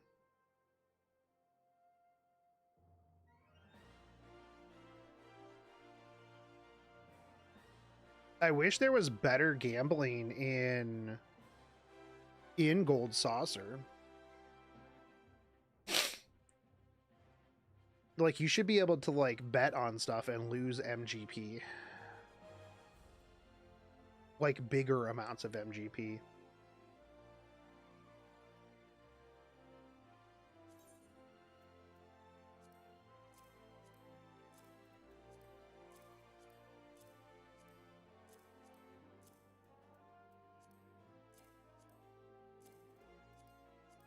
I wish you could just click one button and just have it in trust. Just like send everything over to your retainer that you have in there. Like that would be sick. Just like hit a button, boom, everything goes over.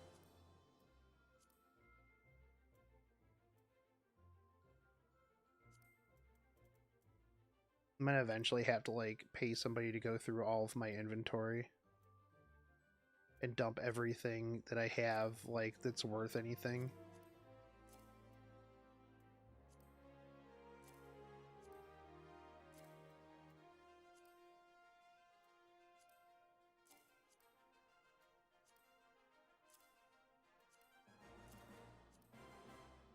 God, that would make that would be such a good quality of life improvement. Let's go, dude. Why don't they put that in? Why don't they put that in? That would be so good. Just hit a button, everything goes over. Gambling's dangerous. That's why I swore off gacha games. Yeah, it's why I'm free to play now.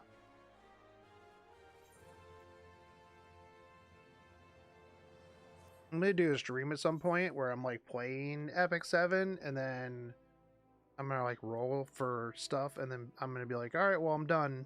And people be like, wait, what do you mean you're done? You can't just be done. You didn't pull the unit. And I'd be like, oh, it's cool. I'm free to play now. And then people will laugh at me because they won't believe it. Spent way too much. Dude, same. Same. I spent way too much on FGO. Entirely too much. But you know, the real question is did you have fun along the way? Because if so, and you're not in like financial destitution, is destitution a word?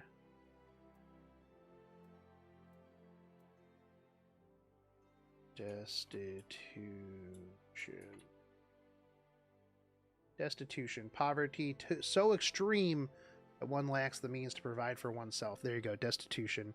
As long as you're not in that spot, you know, and you had fun, then it's potentially worth.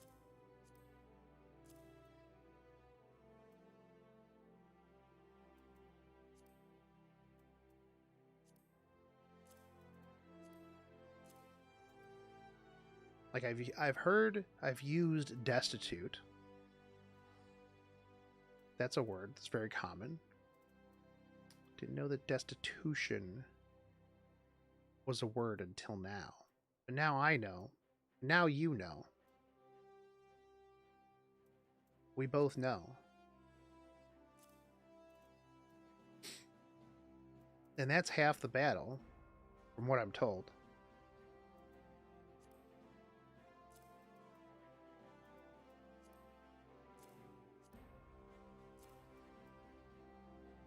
Boom. The more you know. Yeah, no, I look back at how much money I've spent on gacha, and I'm like, bruh, I could have taken like a baller trip to Japan like every month for a long time. I go die, send me work tomorrow, old man. Okay, will do. I can do that.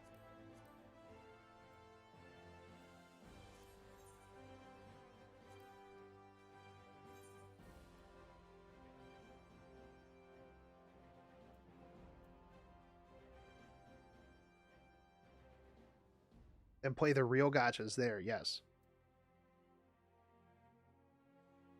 Yes.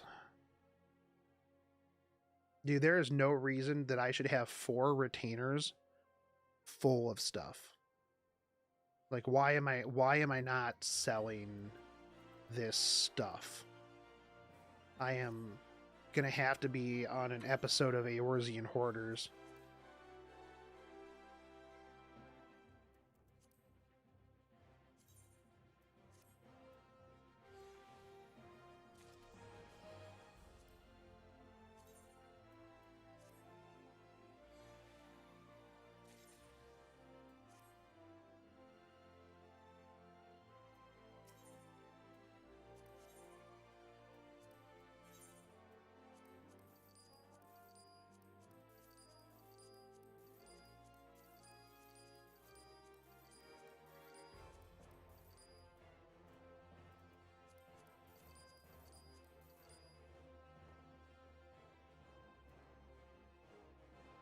It's not hoarding, you might need it someday, that's fair. Yeah, that's what my dad always said about tools. I'm like, why you got so many screwdrivers? He's like, well, 1, because you stupid kids leave them out in the yard and lose them. And 2, I don't know, I might need it someday.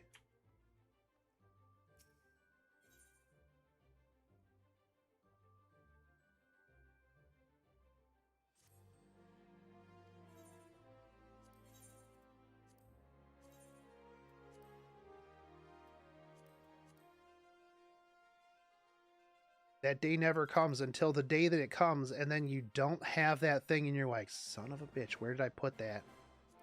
I know I had one of those around here, one in someplace.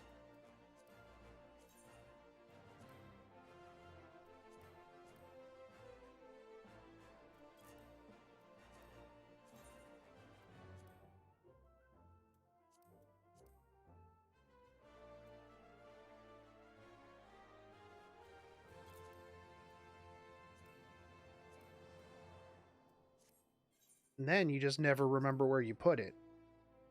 There's so many times where I'm like, I'll have something and I'll just keep it forever.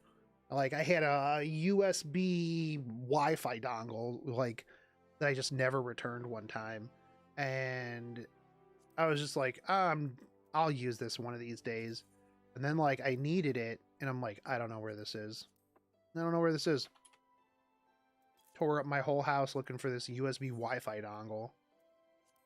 Or like some small stupid thing. I like set up a laptop in the basement to mine chia coins.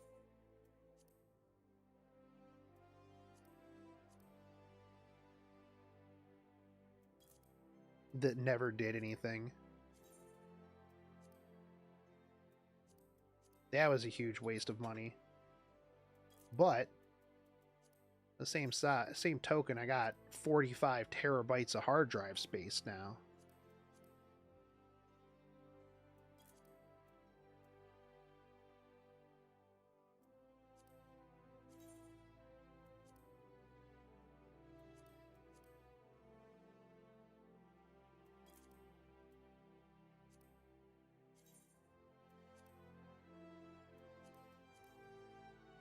I got hard drive space for days. And nothing to put on it back in the day. I used to torrent like all kinds of anime, stuff like that. Now I'm just kind of like, I just watch it on Crunchyroll. I'm like, it's easier for me to just have all this at my fingertips than to go through finding torrent, downloading a torrent, torrent, do all that stuff. Nah.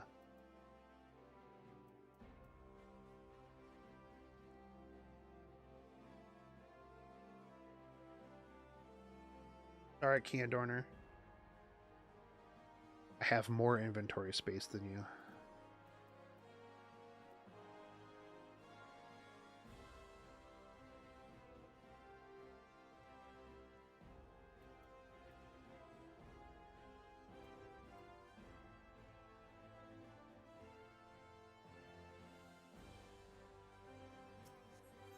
I don't know why I have this gunblade in my inventory, actually.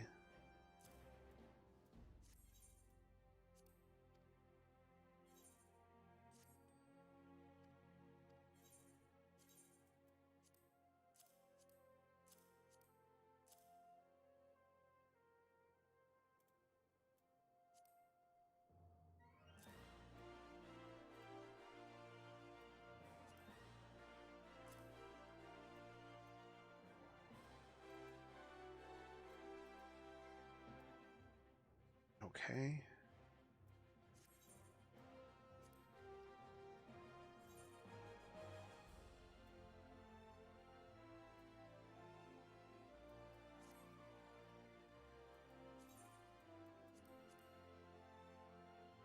Look at that, 110 inventory spaces. That's clean. That's clean.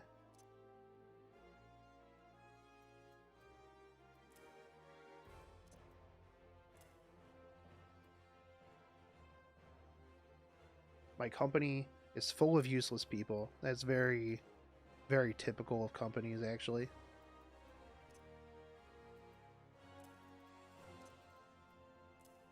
Not surprised.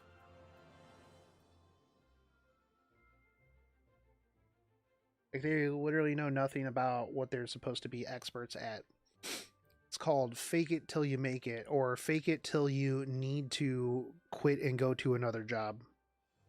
Very typical in companies. I run into it quite often. And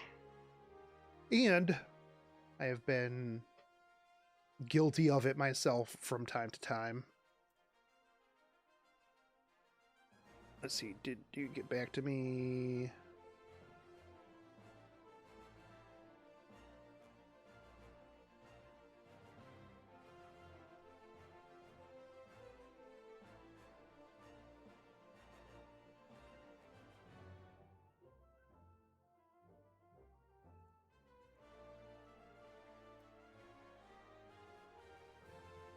All right, sweet. I was thinking Free Company. That's what I thought at first, but then I realized that Sun Spirit doesn't play Final Fantasy 14.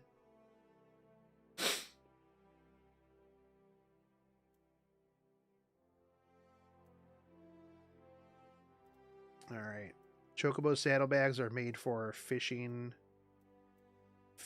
stuff. Why do they not just have a tackle box? Why don't they put a tackle box in the game?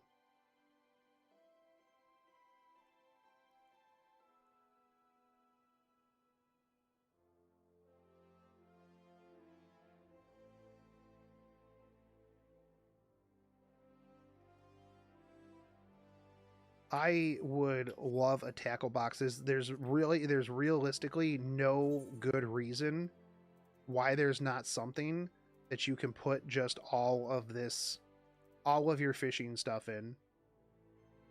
Like, why? Why do I need to use my Chocobo saddlebag as basically a tackle box? That would mean stealing from WoW. I'm fine with that.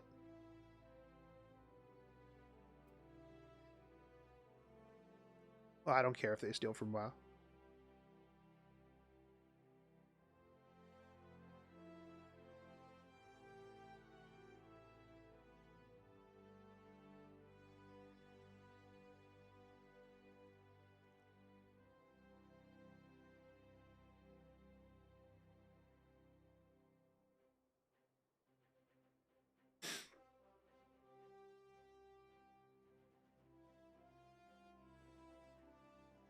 I mean, most games these days steal from each other anyways.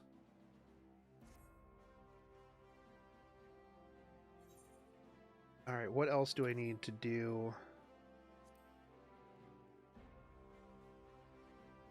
I saw some stuff that seems like WoW is copying Final Fantasy. Yeah, I saw that. I saw that too.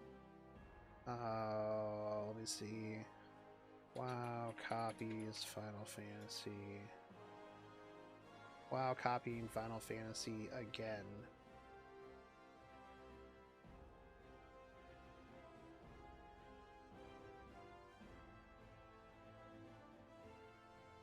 Oh, yeah, here, hold on. Let's watch this real quick.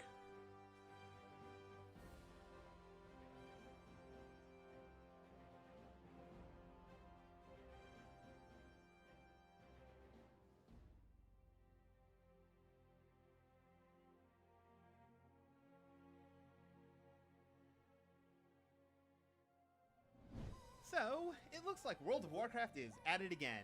They have been caught with their hands in the cookie jar. This time, it's blatantly obvious. Okay. But what did they do this time? Well, it looks like they are copying from Final Fantasy XIV. Again. Does this look familiar to anyone else? Well, no. It's not Azim's crystal from Final Fantasy XIV. This is the Arbiter's Sigil from World of Warcraft. Oh. Yeah. In case you need a refresher, this is Azim's crystal. I could forgive you for not seeing the difference right away. The similarities are rather striking.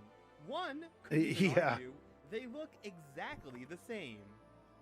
You know, it was funny when Blizzard named their 9.0 expansion Shadowlands, when Final Fantasy XIV's critically acclaimed expansion was named Critically acclaimed Shadowbringers. expansion. I mean, I'm sure it was a coincidence. There was no way that they were trying to jump in on that Shadowbringer hype with that name.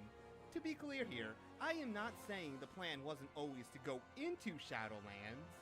What I am saying is naming the expansion Shadowlands seems rather sus.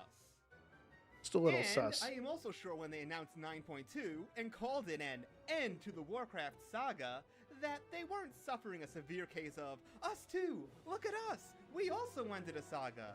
You know, in light of Endwalker being the end of a saga, and all the hype that generated. I mean, why put the work into creating a narrative that supports such a claim when you can just say it? And say it so nonchalantly and with such purpose. Such glorious purpose. But this, oh my god, this is just blatantly copying. They have no shame. It looks exactly the same. It's almost comical. It reminds me of the kid in high school who would copy a friend's English essay and not change the sentences or adjectives around. Bro, can I borrow your Basically, homework? Yeah, hand just in the change it a exact little bit. same essay, and Right? then wonder how the teacher could have ever possibly caught them. Who would have thunk when you copy something exactly that it's rather easy to spot? So, what do you all think? Another blatant form of copying from Blizzard? It's really becoming hard to see it as anything else. Leave a comment below and let me know. With all that being said, thank you so much for watching. Please consider leaving a like and subscribing, and have a wonderful day. Are there any other ones? Oh, let's see. WoW copies Final Fantasy 14.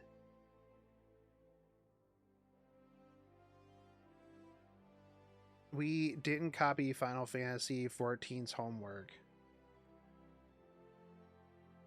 All right, let's see what this dude has to say. Dear players, today I, as Justice, the lead developer for World of Fruit Bowls, will defend my honor, defend the good name of World of Fruit Bowls. I've been under attack by the savage FFX1V community. By the way, I heard they won the Best Gaming Community Award from the Golden Joystick, but I'm still deeply hurt that this great community, by the way, can be so hostile towards the World of Fruit Bowls.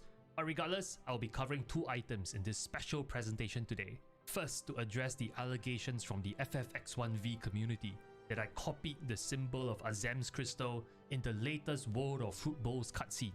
And this is not true, player, and I'll explain why in a bit. In the second part of this presentation, I will share more exciting information about our latest raid that will Do they launch really really steal soon, it though? I and don't to see give a you reason to steal teaser a to the symbol. final two As for the end of a bosses. saga, Now, I on to guess the it's first more topic. because Let me they, be clear.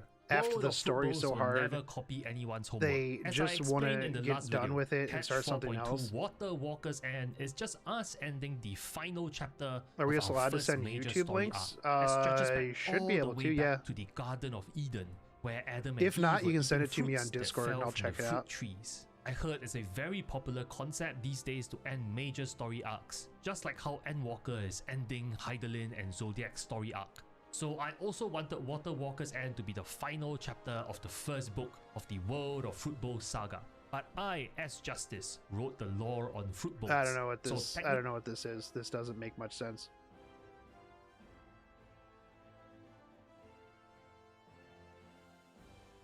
It might get links. Might get filtered. Oh yeah. You're talking about the musical sounds. Yeah. Hold on.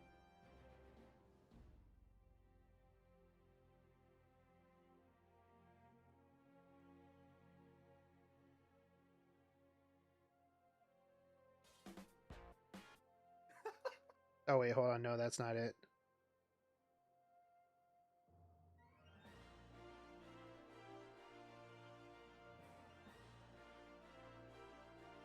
Wow. Music.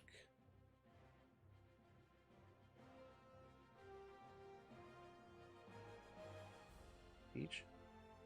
I spelled that wrong. Beach. That's a very... You can find them in the 9.2 patch teaser. There we go.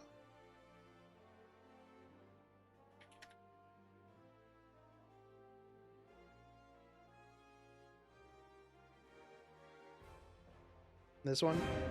7... As we look into the development of Cypher of the first one, these things talking and seeing them on screen in chat bubbles and in our chat window, little by little, these kind of runes start taking shape into words that we recognize. But it's going to be a process that unfolds over the course of playing through Eternity's End. The Automa speak in this kind of music.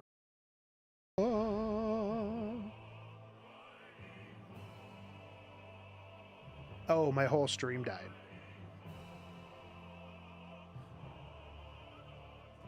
Okay, sweet. Stream disconnected. Fantastic. Yeah, I just disconnected. Like, my internet disconnected, I guess.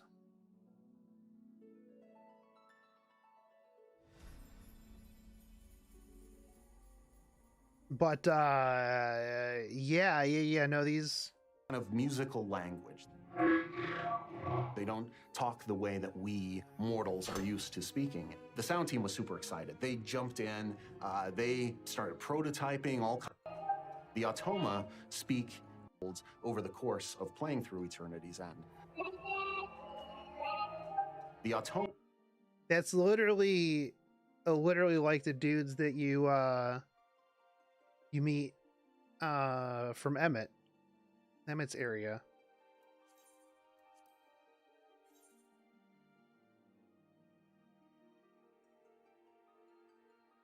Yeah, that's kind of a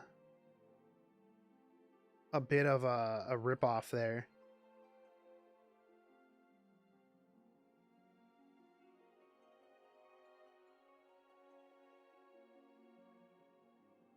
Where would I be able to find those in game?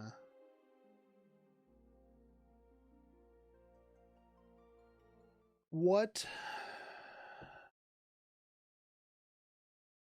cutscene can I go back and look at those?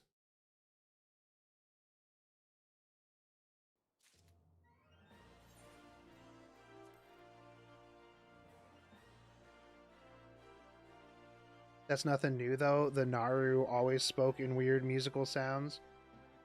Did they? Oh, hey, Strong.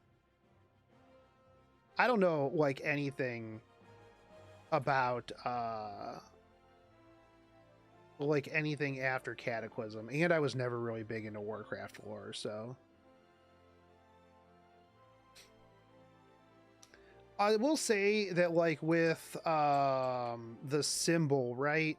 Like, when we're looking at this symbol, let's go back here. Like, So, we're gonna mute this dude. Like, I don't necessarily think that this is like it's very similar, right? But I'm pretty sure that they weren't like, bro, Azim's crystal, yo, let's copy that shit. Like, this is a very, I don't know, somewhat typical symbol in like history, right? I feel like, I don't know. I feel like the color maybe, but then the color's gold. It's shaped like an arrowhead. I mean, yeah, kind of. Like, I don't necessarily think that this is like, maybe it was inspired, but like, Azem's crystal isn't like a super huge, I mean, it is, but it isn't, right? Like, it's a big part of the story, especially like when you're fighting the Warrior of Light, stuff like that. But like, I don't think that this was like so pivotal in the game that they're like, yo, we need to jack this right here. Now, maybe somebody was like looking at it or playing it and they were like, oh, okay. And then they were designing this and then they went back and thought about it. I mean, I guess realistically, you could be like, yo, this doesn't have as long as of a shaft as this other one. You know, the inside of this is darker than this one. Yeah, I don't know. I don't know. Like, I can see both sides of this here. It's also real easy to look at something and then have like confirmation bias. Like, I mean, I would argue that they don't look exactly the same. There's no bevel on the top of the Arbiter sigil. There's no real bevel around like the sides of it. The shaft isn't elongated. And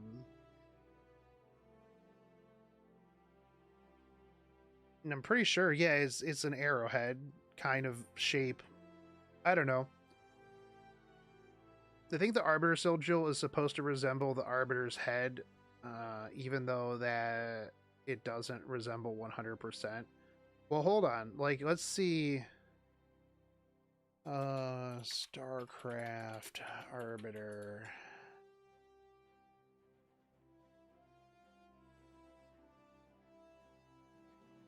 I mean, because like when I think about Arbiters in Blizzard, I think like StarCraft, and like honestly, that's some StarCraft. I mean, that would be a good StarCraft looking thing right there. I know it's not Arbiter StarCraft. I'm saying maybe they pulled from StarCraft. I'm trying to think if there was like any sort of sigil like this for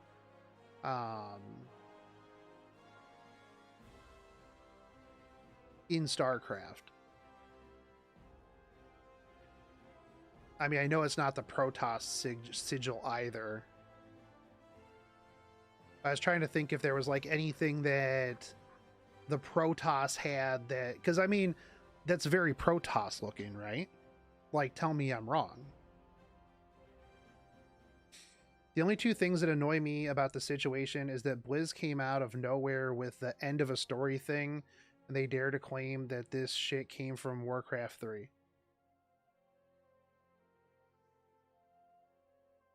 I think this came out of nowhere with the end of the story thing.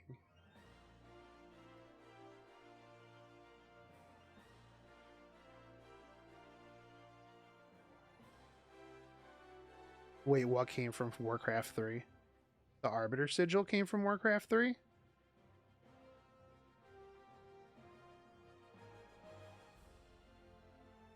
Or the end of a story thing? The only two things that annoy me about this situation is that Blizzard came out of nowhere with the end of a story thing. Oh, the whole expansion came from Warcraft 3. What? That doesn't make any sense whatsoever. I don't know much about the Shadowlands story, but what does the Shadowlands have to do with Warcraft 3 at all? Again, this is my not knowing like how Endwalker is the end of all the previous expansions. Well, yeah. No, I mean they mentioned that in the video. It's because it's linked to the Lich King. Oh, okay. Well, there you go. That makes perfect sense then. All the loose ends are tied up. It's linked to the Lich King. Of course it comes from Warcraft 3. The easiest wrap up there ever. Yo, what's up, Salt?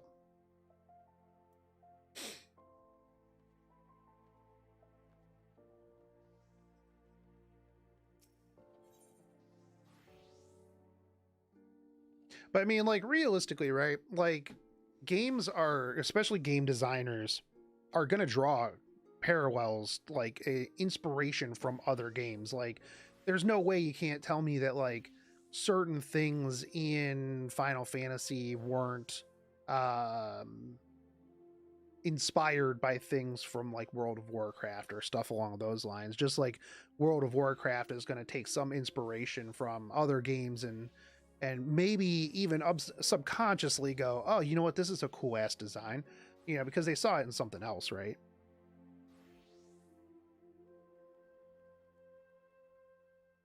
But I mean, I can see the difference really in this. I don't think that they look exactly like 100% the same.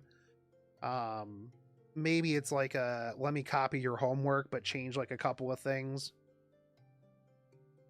And again, I can't really say much about the story, but you know, considering like you guys have been like, they kind of came out of nowhere with the end of a story thing. Yeah, that does sound like a hey, look at me too kind of bullshit, you know. Oh, hey, you know, they're ending their story. Well, we're ending our story too.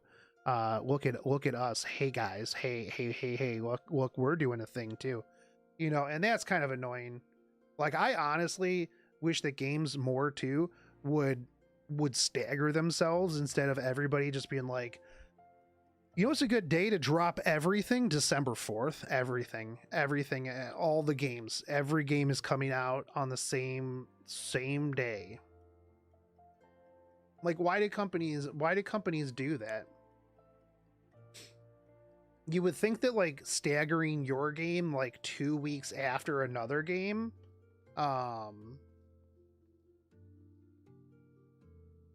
would be better for your game. If that's why they did it, lol, as if WoW story is even in the same competitive dimension as Final Fantasy XIV's. I completely agree with you there. Like, I don't know. I mean, I've obviously seen some videos of people complaining about the newest WoW stuff. I mean, I really enjoyed the story when I was playing it, but yeah, the World of Warcraft story doesn't hold a candle. Yo, Strong, here's a question for you. Did they ever discuss the old god that is in the Night Elf area? Ever? Like, at all? Did anything ever come of that?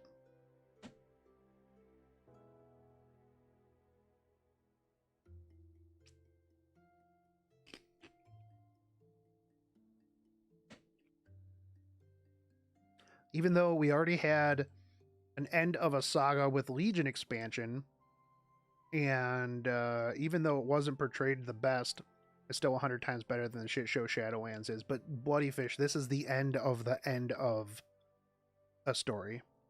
The corpse with the spear in it, yeah.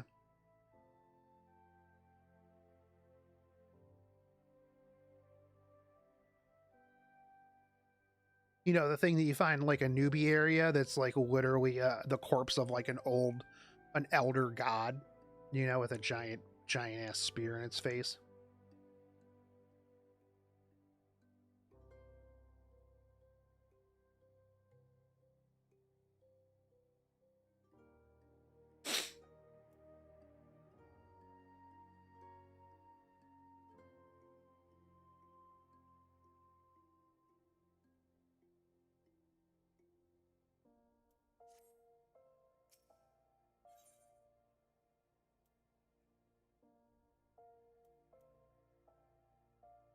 I can't say about Final Fantasy 14 since I haven't finished the story of WoW is quite amazing. The problem is how they made it, splitting it into books and cinematic games. Yeah, so Final Fantasy 14 is all in one place.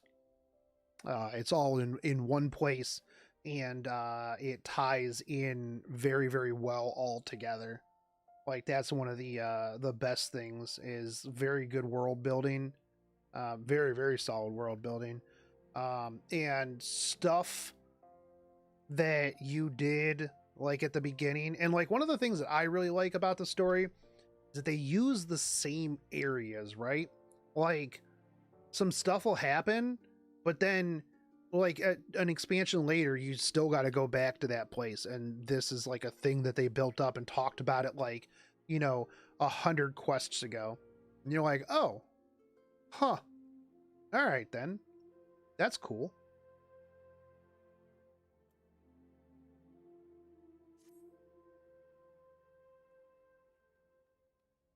Whereas, like, I always felt like in WoW, once you were past that part, you just never went back there.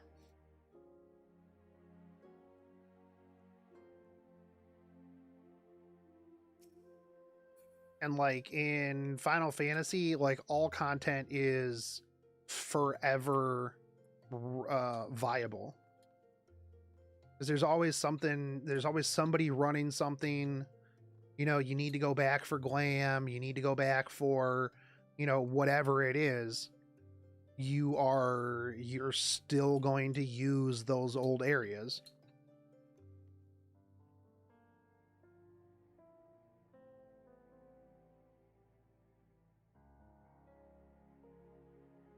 I look at that retainer list and think, wow, he spends a lot of money on those. But then I remember that that's not even a Black Friday pack 3 in Epic 7. I mean, they're only $2 a piece.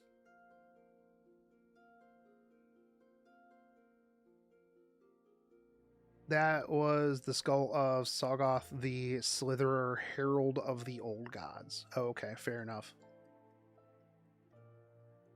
I only use one retainer. Salt, you get 2 for free. What are you doing? What are you doing, bro? My friend was saying how he really wants to learn more about the Warriors of Darkness after Heavensward. I just said, don't worry. Yeah.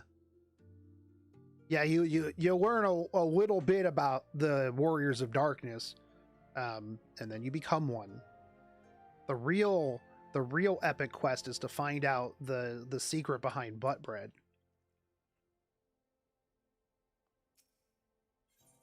Also, for those of you in chat who are not using your ventures on your retainers, what are you doing? It's free stuff. It's free stuff and free money. Do it.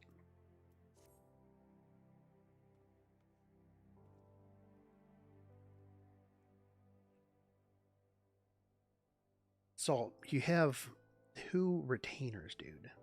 The butt bread saga was pretty good, yeah.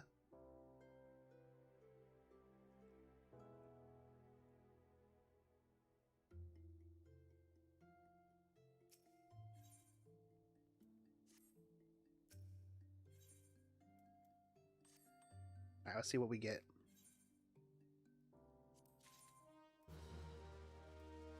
All right.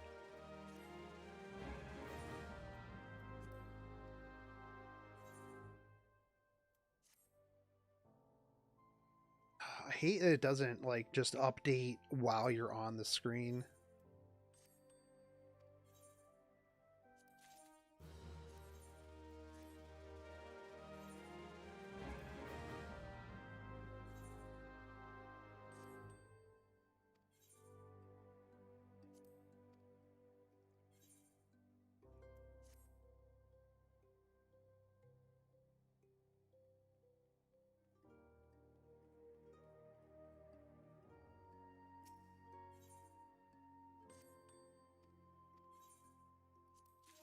So, I mean, a lot of this stuff that you're going to get is junk, but you just turn it back in for more seals to get more ventures.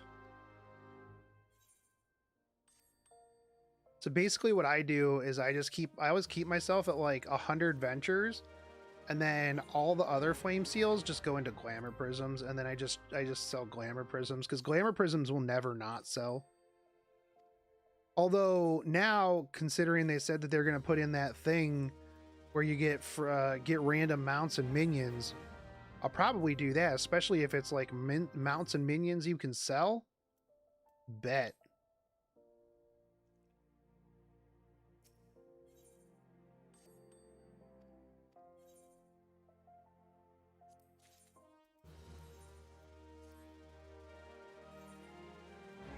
One of these days, though, I'm gonna just like pull everything from my retainers and I'm gonna sort them by very specific things, so that way I know like what's on each retainer.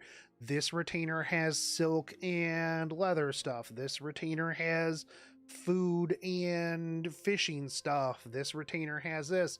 Organization. Usually whenever I play games, I play games that require like a lot of organization. I play it with my friend Jonas, and Jonas just organizes everything. When we play like 7 Days to Die or something like that, I just have boxes. I'm like, I'm dumping this in everything. You sort it out. And then just put a label on each box, and then I'll know where everything's at. So he spends half of the game just organizing everything.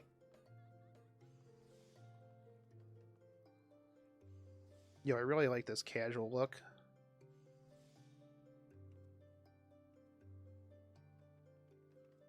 Dig it. I have one holding craftables, another holding triad cards, and my saddlebag has die. Why do you have it holding triad cards? Why not just sell those? Well, because so right now, this one is all housing stuff. This one is all like quest stuff, like things that I have to like I have that I can just turn in for other things. Then the rest of those have like just random stuff on them.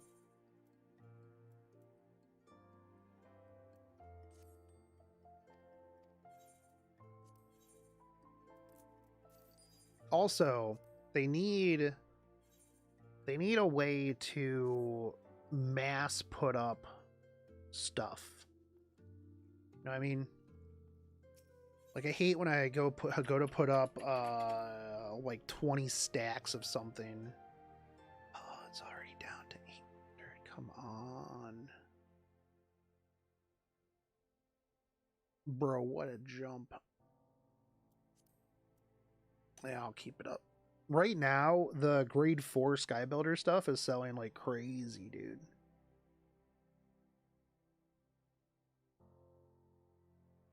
Can they be sold? Yeah. You can sell them at the whatchamacallit, at the Gold Saucer. If you go to Gold Saucer,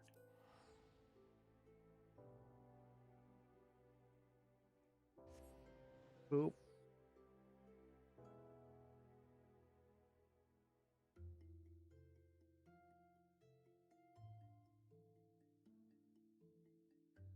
Yeah, you can turn them in for MGP.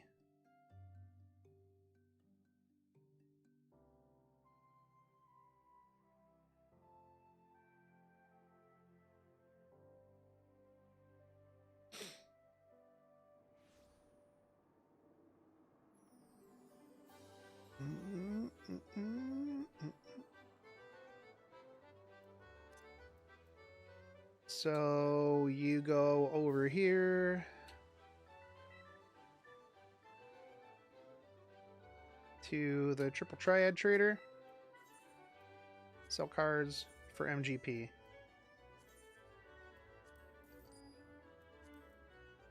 Boom. Done. Actually, you guys want to do a gacha video? I'm gonna buy some platinum packs. Dream Triad card? What? One of 11 otherworldly Triad cards. One of 9 extremely high rarity. Alright, let's get 3 Mithrils 10 Imperial. Oh god, I bought 99 Imperials. Oh my god. Okay. Well, there goes all my MGP. Okay, sweet. I better get like every one of them.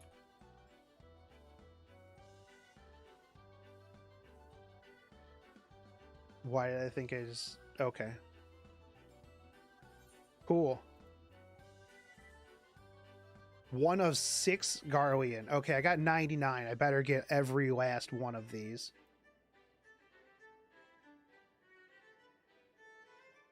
Yo, what up? I'm Shotgun Shogun. You thought I quit gacha. No, I just found a different type of gacha. We're going to open some triple triad packs so I can get some cards. I've been holding on to these for a little while. Bronze, silver. All right, so we've got a bunch of triple triad packs. I don't even know what triple triad cards I even need. Card list. Okay, sweet. So I have 76 out of 326. I made a mistake and thought I was buying 10 Imperial Triad cards, card packs, but I bought 99. So there's 1 of 6 that I can get. I would imagine that I'm probably going to get all of them. Can I actually sort unknown cards? Okay. No, I can't just sort it by like, oh, here's the Garleans, here's this to see how many of these I actually already have. But we're gonna open a mithril triad pack, see if this is new. What do we get? Veldo. Do I have this one? I do. I'm glad this one is really expensive. They're like 8,000 MGP a piece. 1 of 9 extremely high rarity triple triad cards. This is a 3-star rarity. That is that's not very rare actually. But we're going for I already have Onion Knight, unfortunately. Let's see what this next one is. This doesn't like okay, cool. So out of the 3, I already had 3 of those, and only 1 was actually rare. Scam gacha mithril packs are scam gacha. So let's open up some of these Imperial ones. Magitech Vanguard card, don't have it. Let's go. Magitech Gunship card. All right, don't think I got that. Okay, so we got 2 out of 6. It'd be really cool if it showed you like, oh, these are the ones that you have out of it. Hey, Magitech Sky Armor, that's 3 for 3 that we don't have. Glad I have 95 more of these. Okay, another Vanguard. Okay, another Vanguard. Okay, this one's another Vanguard, actually. Okay, sweet. Is another Vanguard? No, that's a gunship. We already have gunship. Do you think that? I think there's a rare one. Probably. Okay, here we go. Armored weapon card. That's good. We don't have one of those yet. Might need all of these to get all of the cards, actually.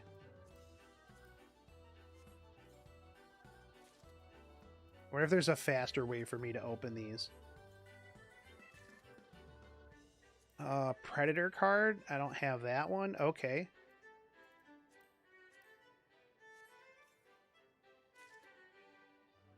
Vanguard.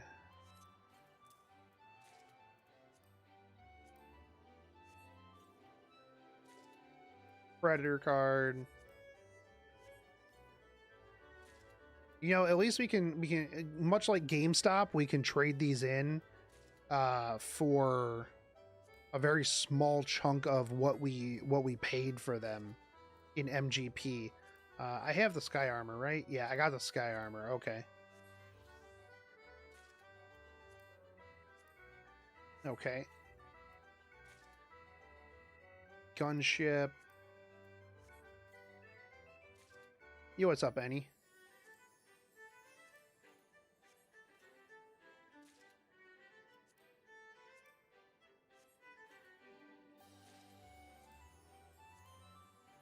All right. I think we are going to need to open all of these.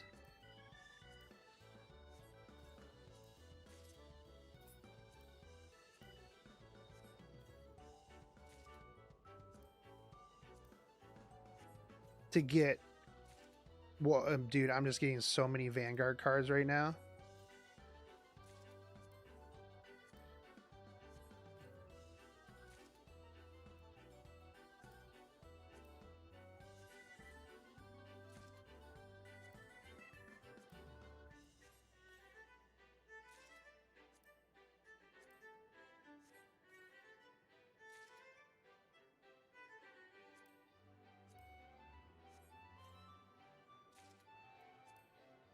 Any o Genki desu ka?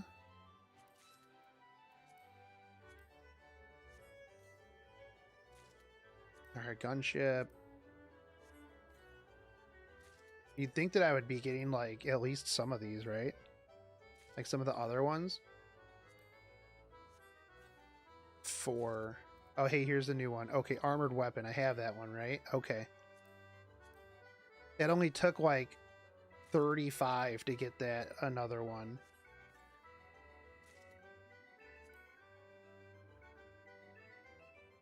Wherever he goes, shotgun shows has got a gotcha, dude. It's true.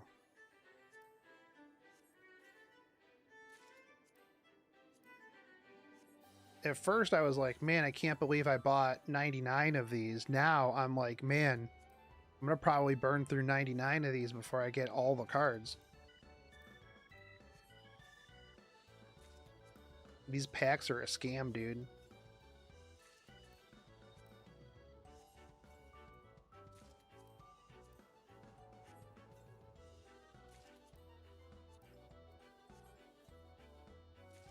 Oh, there we go.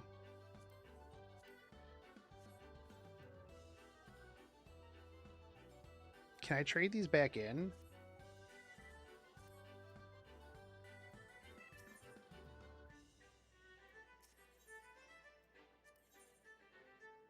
Can I sell you these?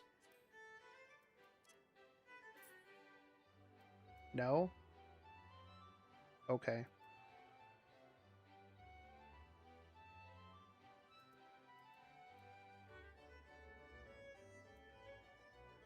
Is 1 million 1 million gil for the Cloud Strife card, dude.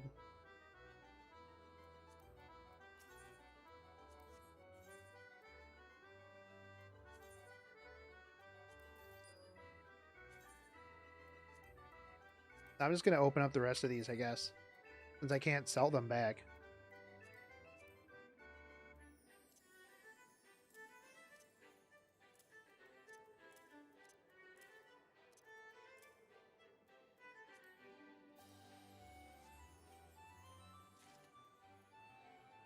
Magitech Deathclaw card. Now we're going through these bronze.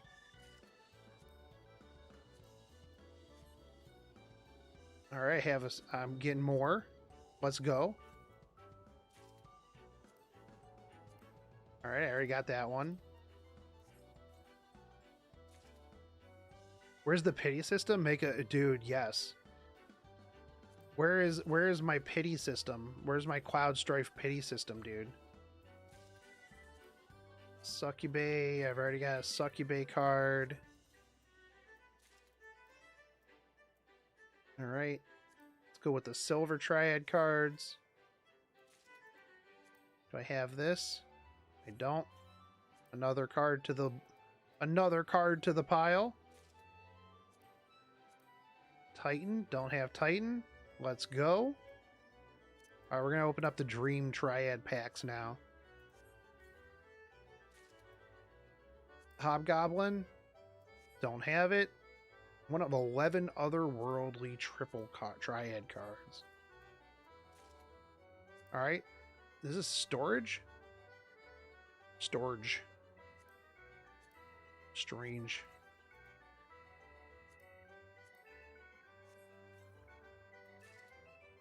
All right, I already have that. I already have that Hobgoblin card. Heroes, already got it. Fuath. Let's go. All right, cool.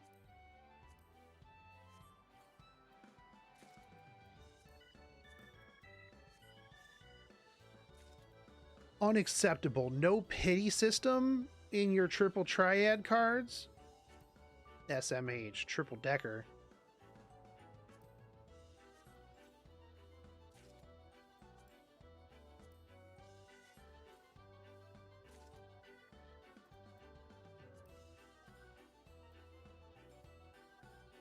Have the iguana? I do have the iguana. I do have the iguana. And I have that card. Alright, I got some gold triad packs now. Let's go for the gold. Going for the gold. Hold on, should I make this like normal gacha game YouTubers make it?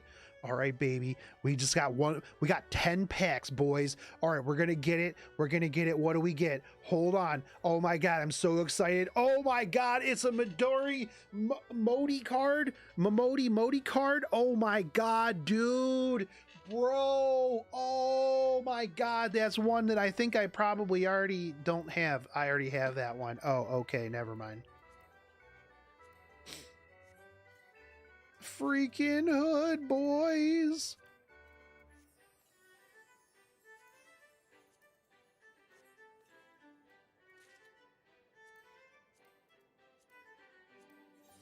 Nope.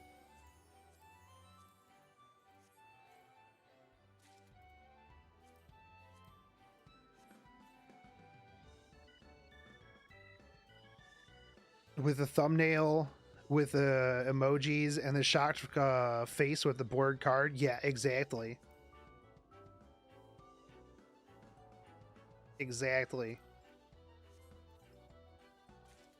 Yo, we got a what? Do I already have this? I don't have the Warrior of Light card. Oh, hell yeah, dude. Hell yeah, dude. All right, poggers. Let's go. I don't know how much that's worth, but that was that was 5 stars.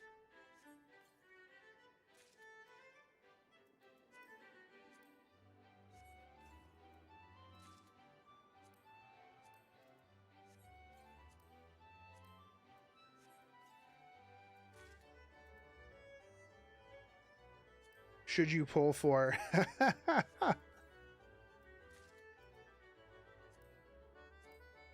Should you pull for Warrior of Light? This triple triad card breakdown. Bro, I can't believe I bought 99 of these.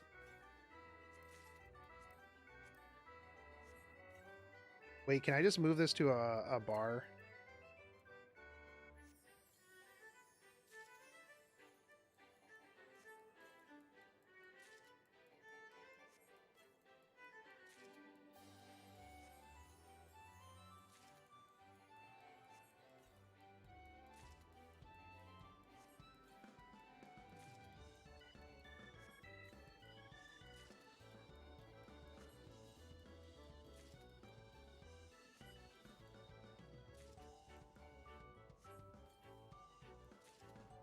Oh. That was an easy 200 something K MGP just straight down the drain.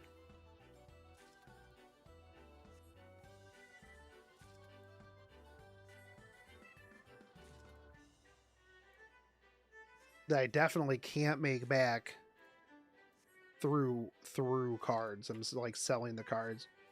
Imagine if there was like one that you could buy. Oh, I wonder if there is. I gotta look at these packs again. Like the price of these packs.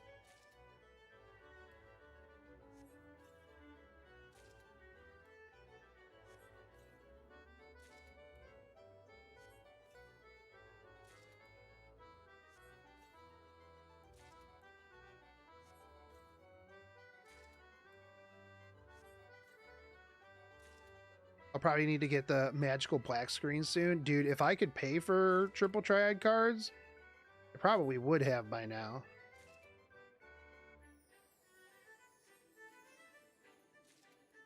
Thankfully, you can't buy stuff in game really to gamble on.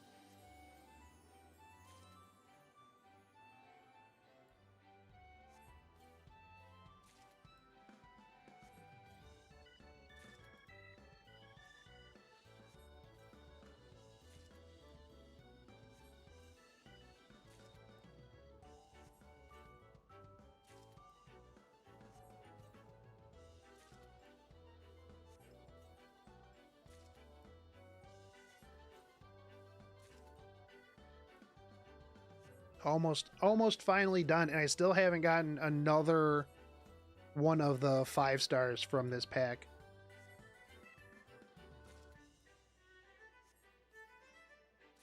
Actual scam gotcha. Okay. Let me sell all this stuff back. So let's see. So hobgoblins are 1 star. So you get 100 for 1 stars. Nothing. Oh, yeah. Bronze triad packs are 500 apiece. Like, you wouldn't even make your money. They thought about this one. They thought this one through. Because even if you had, like, a good chance to, like, get a higher card, you're not going to get your MGP back.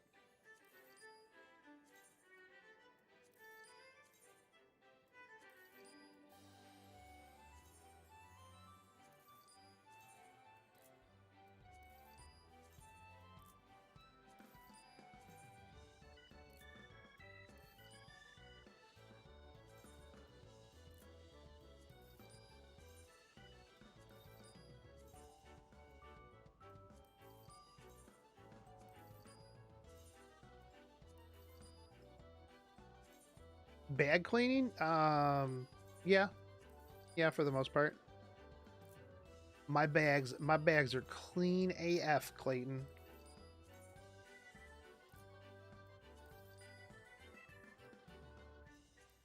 Look at these babies. Look at these babies, fresh. I can dump this stuff on a retainer right after at any point. Fresh to death, baby. Actually, I should go through my armory as well. Shouldn't I? I should. Sort. I don't need this many hats.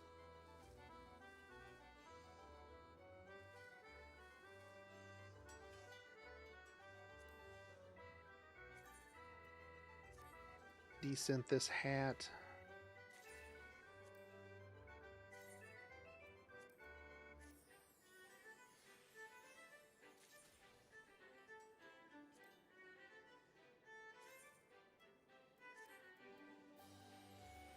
I don't even know why I have half of these hats, dude. I don't even know why I have... I dumped like 50 pieces of armor to retainer yesterday.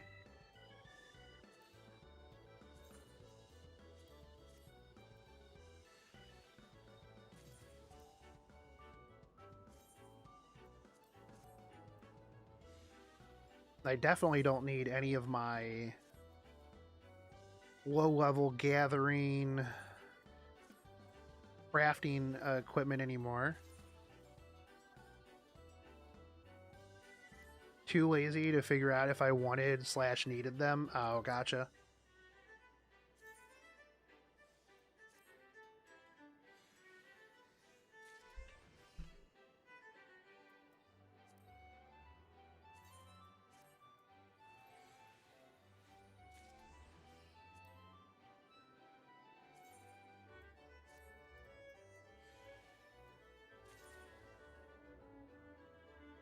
I don't need this because my monk is max level.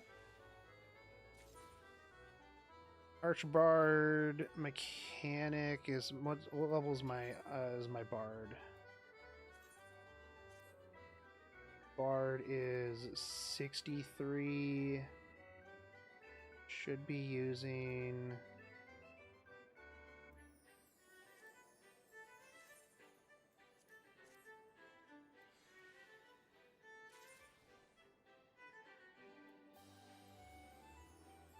melee circlet. Circlet I will keep.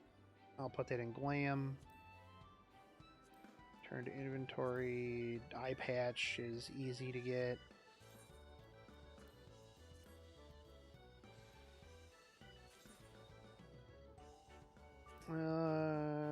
I'm gonna return this to inventory. I'll glam that. I'll glam that. I think my bard's using this now? Yeah.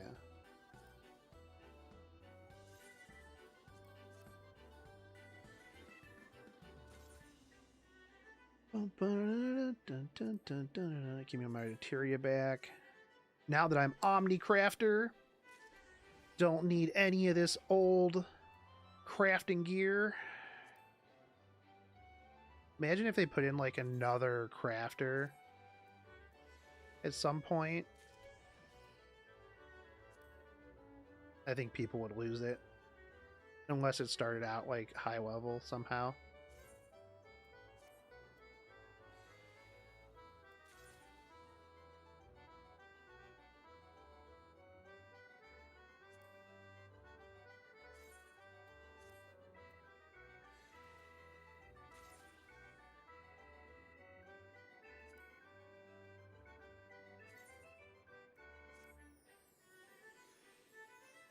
I like that everybody can share pretty much the same crafting gear. Ooh, cliffhanger. Let's go. I need to get my MGP back now that I lost it all on Imperial cards. Oh, cliffhanger's over here. Wrong way. Dun, dun, dun, dun, dun, dun, dun, dun, dun, dun. Let's go, baby!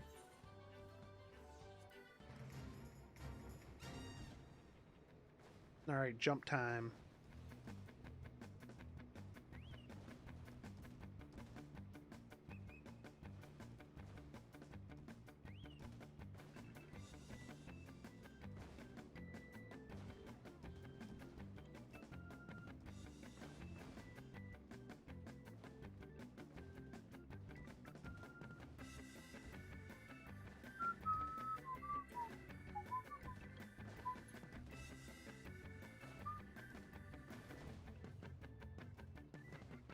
Easy. Easy life. Boom. Done.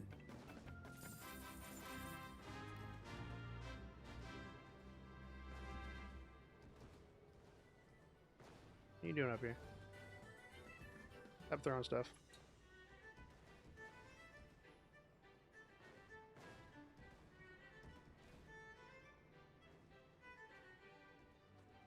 Oh, I don't even need to go back over there. Back to armory chest. All right. Do I need to AFK here more often? Sort.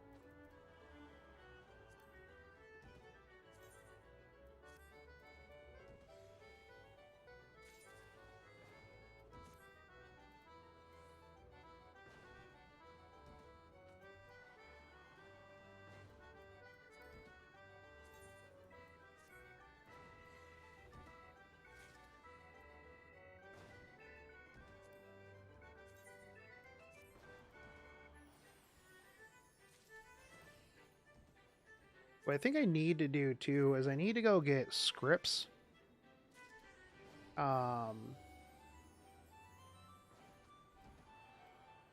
Keep that level 70 for sure. Oh, I don't need the 71 crafting either.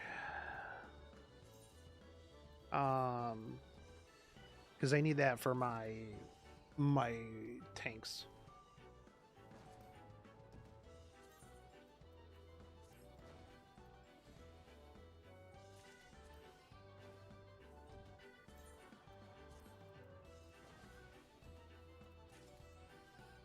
Yeah, I got so much stuff, dude.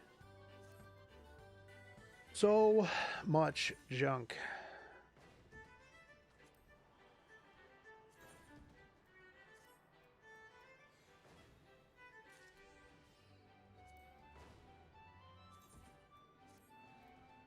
You can put this on one of my retainers when they hit 80.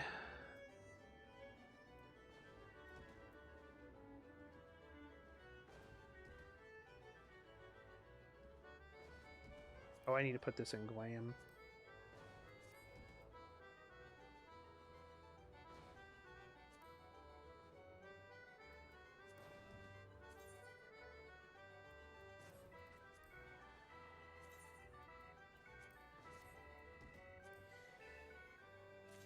All right, I got 14 hats.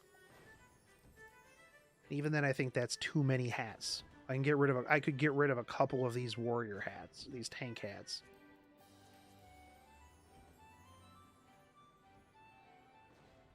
Oh my god, dude, this is level 15. This is level 15. Why do I have level 15 gear in here, dude?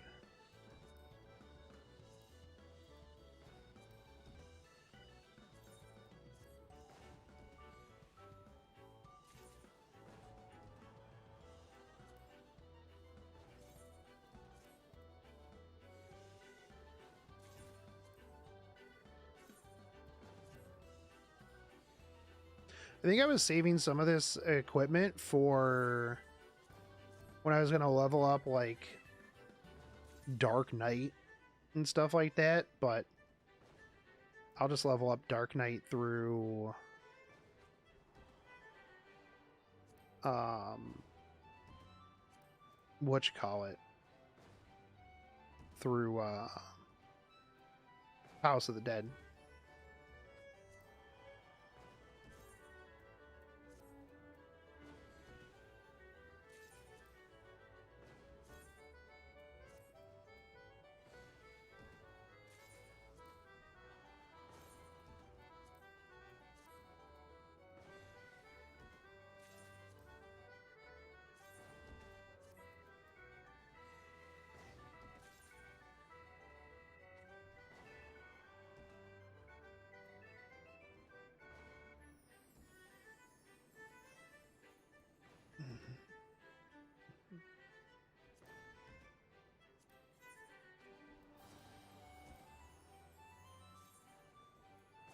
That is what I will do.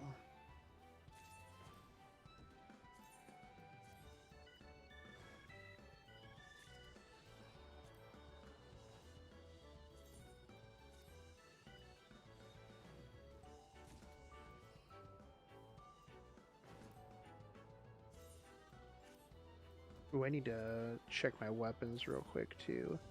Let's see, armor, goldsmith, leatherworker, weavers, all these are all 71s.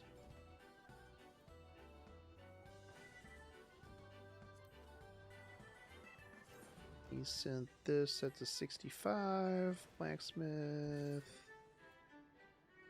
Okay, that should all be good now. Oh god, look at all these shields, dude.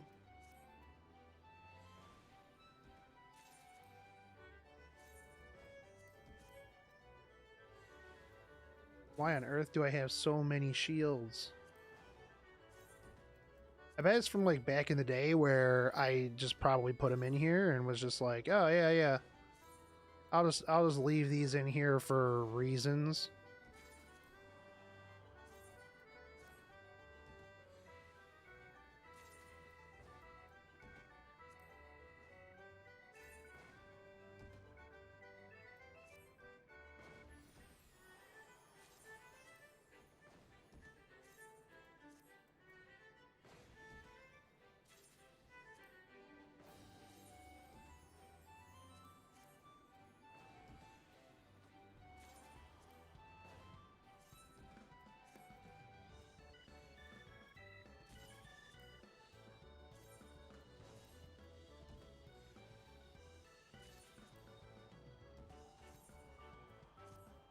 I don't think I ever really worried too much about like my secondary, my offhand thing, because like most of my classes don't use it.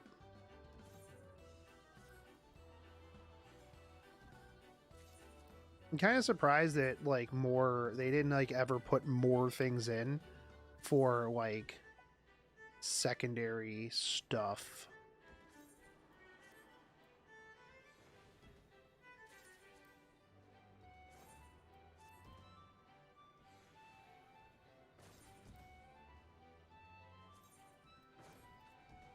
Like I understand, like, you know, paladins, they got their shield, understandable. But like, what about like other characters? Like they could have like an offhand type deal to like help out with stats. It'll be interesting to see how things work with this, like with the stat squish that they're doing with removing belts, right? Also, I'm pretty sure that as a warrior now, I don't give a crap about skill speed, because previously I cared about skill speed because skill speed reduced the amount, or gave me more fell cleaves within inner release. But now, with it being a set amount of things, I don't know necessarily that I need to really worry too much about spells or skill speed.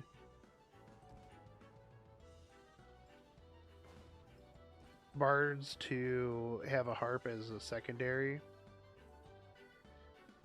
Yeah, that would be cool. You know, the only offhand you have is paladin, and then your crafters and gatherers. Imagine ninja and dancer being able to use 2 different weapons. That would be pog. I got 2 hands. I get rid of every one of these earrings because if I'm leveling something, it's going to end up, I'm just going to use Minfilia's earring. There's literally no reason to have any of these other earrings. Up until literally 80.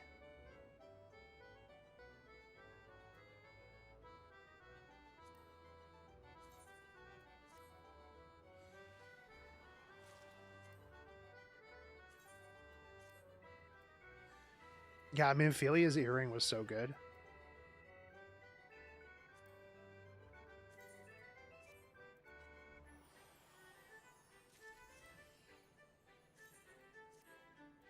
Like, as soon as I found out that that was a thing from like pre-order, I was like, I was gonna get this game. I was gonna get this expansion anyways. Let's go.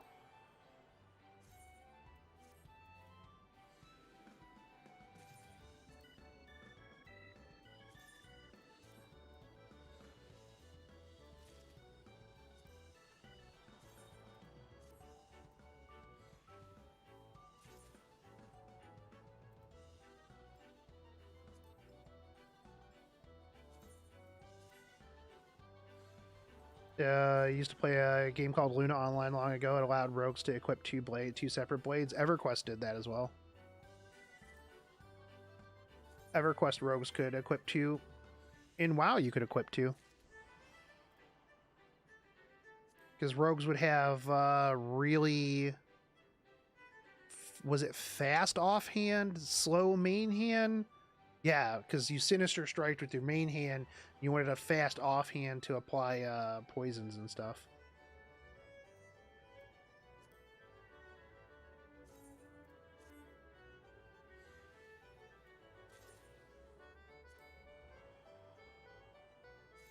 Same thing with EverQuest, actually.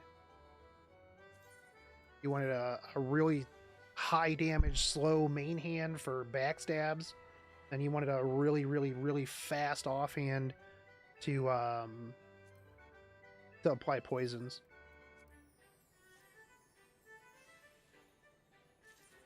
Don't remember if they did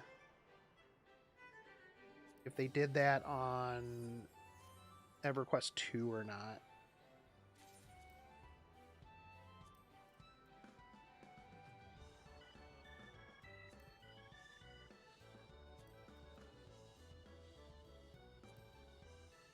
EverQuest 2 was kind of fun. I enjoyed EverQuest 2.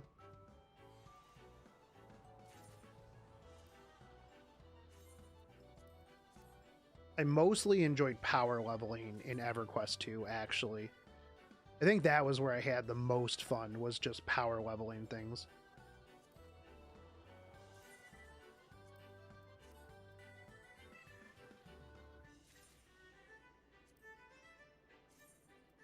And just like mass farming. Had like a max level Dark Knight, Death Knight, whatever it was called in that. And you just literally ran through an entire zone and then just did like 2 things. And then everything died.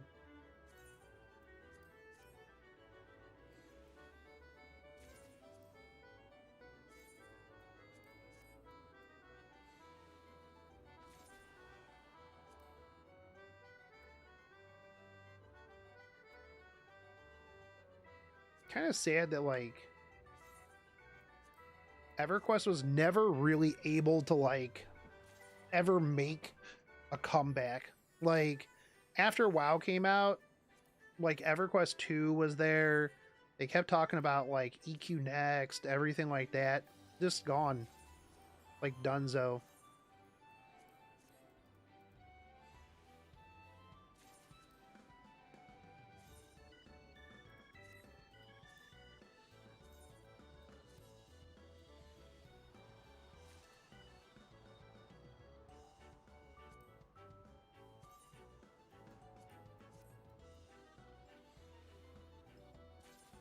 Somehow, though, EverQuest still to this day releases expansions.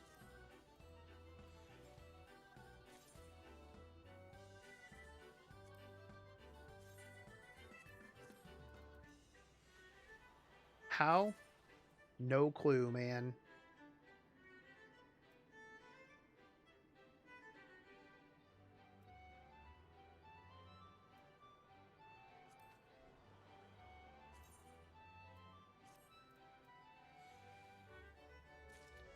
No clue. Just like a handful of people that are just still paying them for expansions.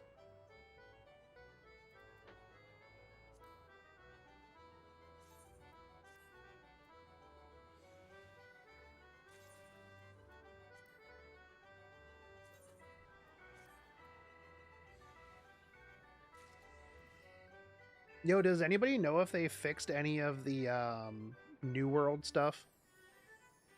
You know, like being able to literally crash other people's computers.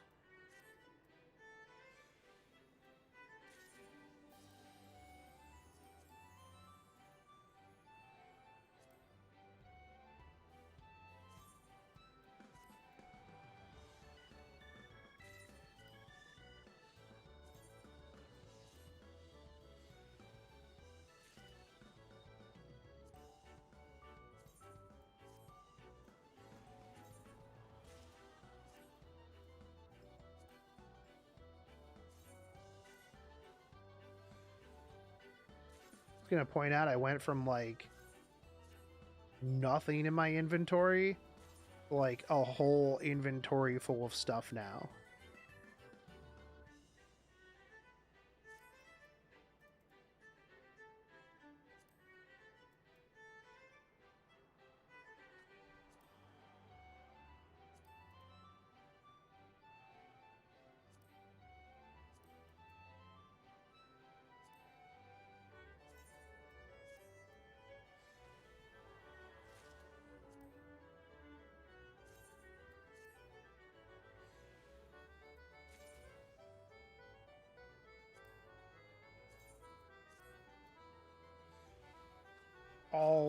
All of my effort to clean up my bags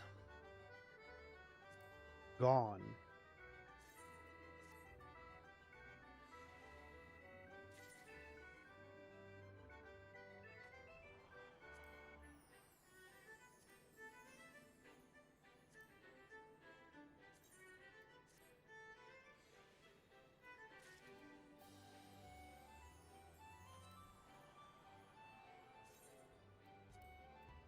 Gone. All of my effort just tossed away into the wind. What do I think of Rimuru in E7? I think he's busted.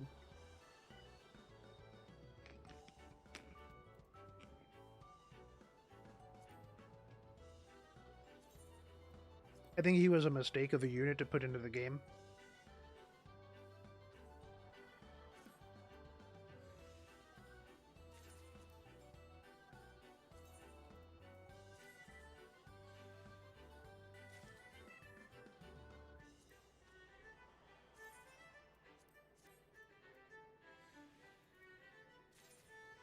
Although he is not as anti-fun as Belian.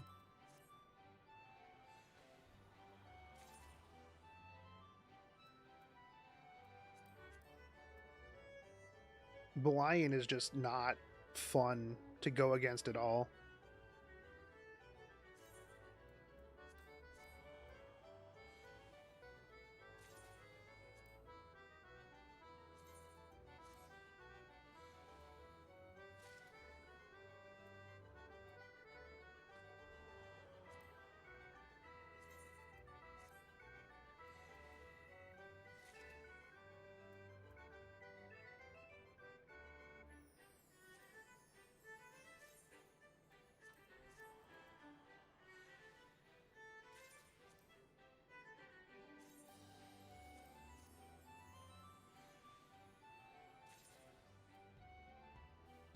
Belian procs more Elbrus than Green Charles? Yeah, 100%.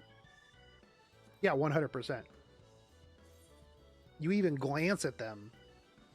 I mean, we had that DN Belian combo that that won that one match in the tournament last weekend. 2v4.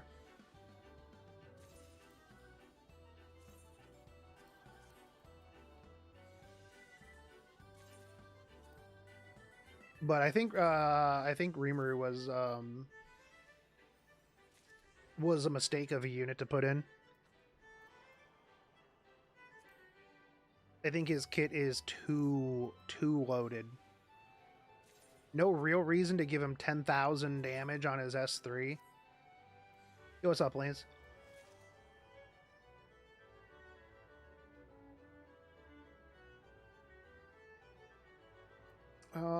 I guess I can keep these like level 60 stuff.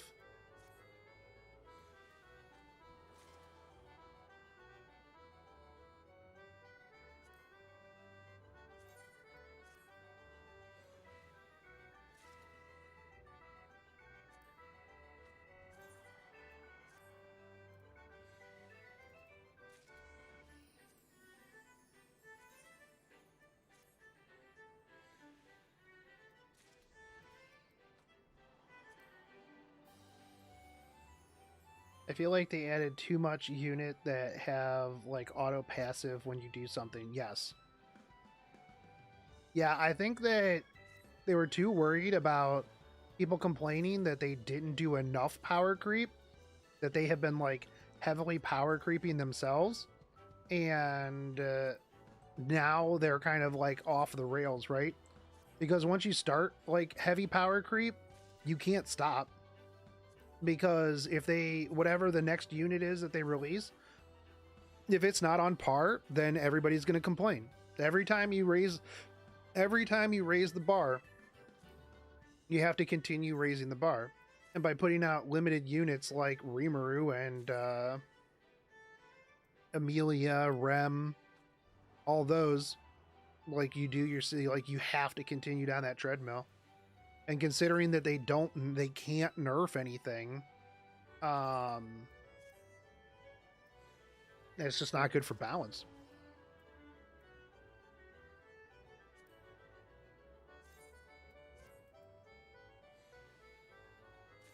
The fact that Epic 7 cannot nerf anything, which means they won't nerf anything, because if they nerf it, then everybody requires a selector.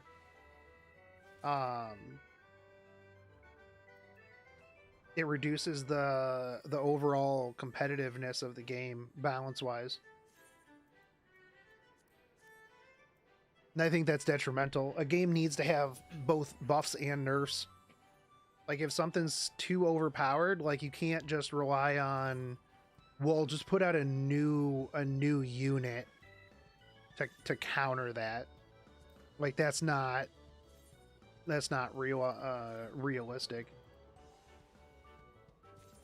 That's not a good answer.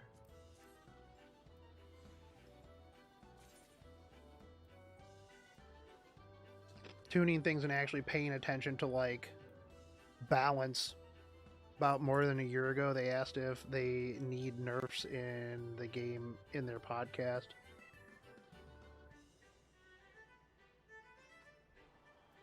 I mean, I've talked about nerfs in my podcast quite a bit.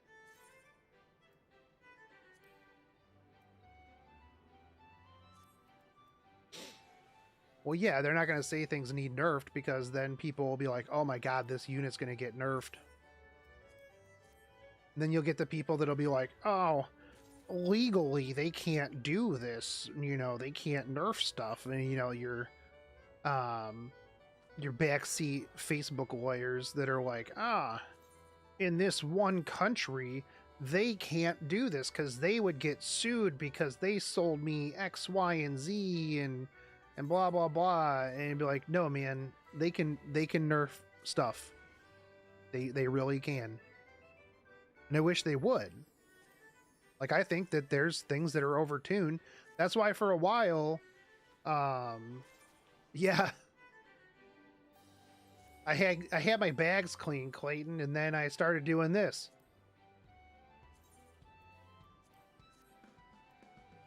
But like, yeah, just the simple fact that they can't nerf anything anymore. And I think that's I think that overall is very detrimental to the game.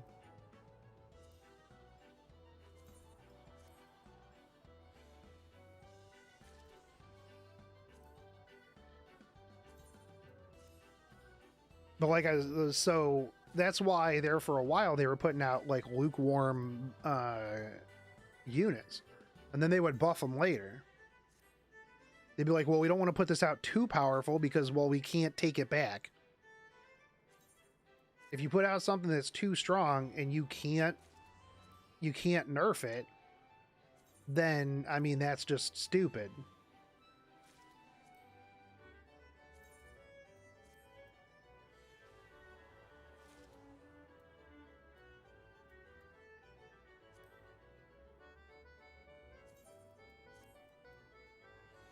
Like if a unit comes out and it's immediately so strong that you either pick or ban it, and it can literally just 100%, you know, change the way a game goes, but depending on who has it, that deserves retuning. I also don't think that Smilegate has like people who actually play their game creating characters.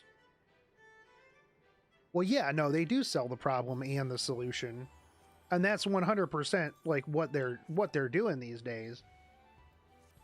That's, you know, the money treadmill. But like, if you want your game to be taken competitively serious, like 1, dual attacks gotta go. 2, 15%. Like the RNG factor is too high for it to ever be taken seriously. If you can literally go into a match, do everything perfect, you do everything that you can perfectly, and you still lose, that's not fun. That's not good game design. That's not, I have a competitive future. And people be like, oh, but Summoners Wars and has esports? Yeah, and it's just as laughable.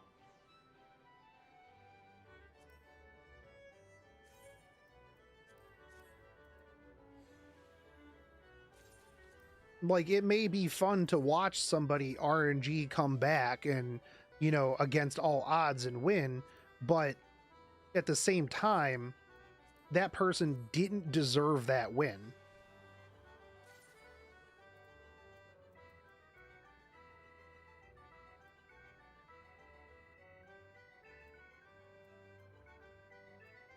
Yena.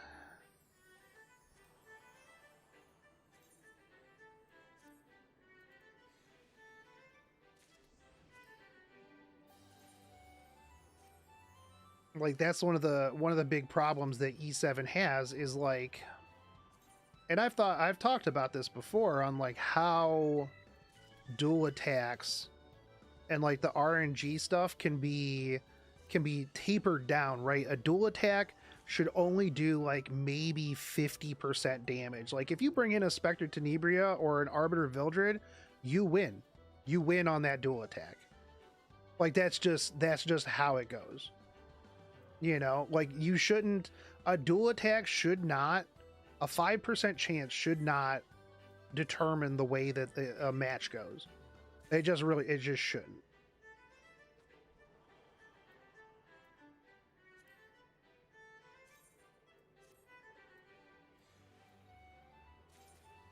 Like that does not make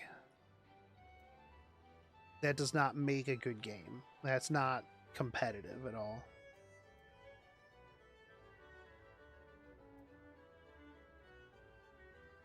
Yeah, it also doesn't feel like it's 5%. But then again, you also have confirmation bias where like it doesn't feel like 5%. It is 5%, but you're going to remember all the times that you got shit on because of 5%, but you're not going to remember all the times you didn't, right? Like that's kind of the thing with like 5%, with 15%. You're always going to remember the times that you got boned, but you're not going to remember specifically the times that that you didn't. But then again, I also think when it comes to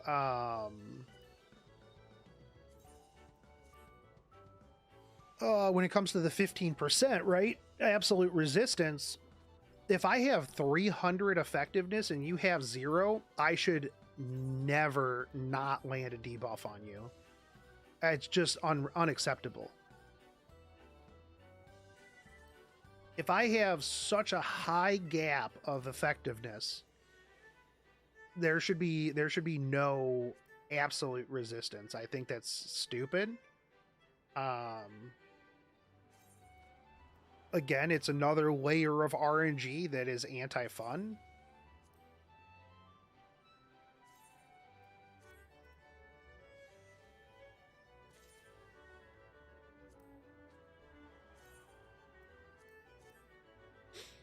Because in order to get to that level of effectiveness, I have to sacrifice a lot of other stats.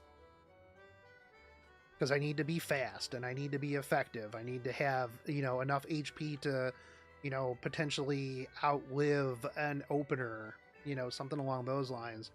And to just literally watch everything resist that, that's not fun. That's not a fun game.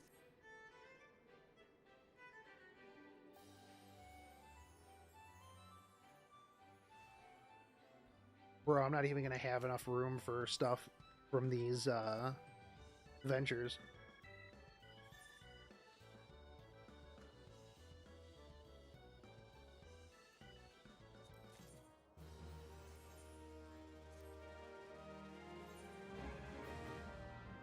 I mean, like, here's the thing too, right? Like a lot of characters, you've got multiple layers, so there's only an 85% chance that the ability is going to hit them, and then a 85% chance that they're going to, not resist your debuff. Like, just literally make it so that there's no zero, it's 85% chance to do this debuff, right?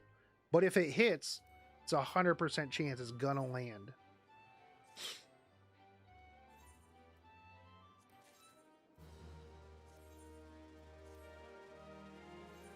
I'm actually unironically gonna run out of space for these ventures.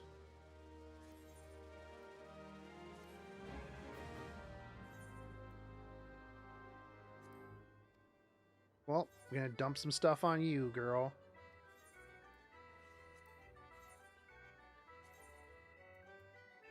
Oh,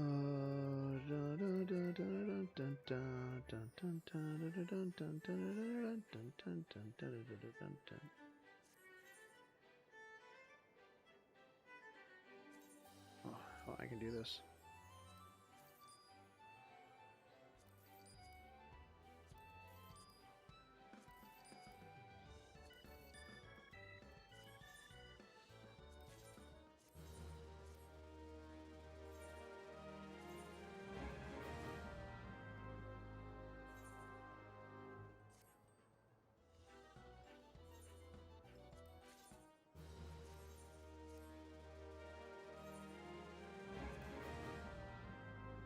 All right. How come I'm not in life anymore? Because I am casual Anders. I went back to Shogunate. I am more about the casual lifestyle.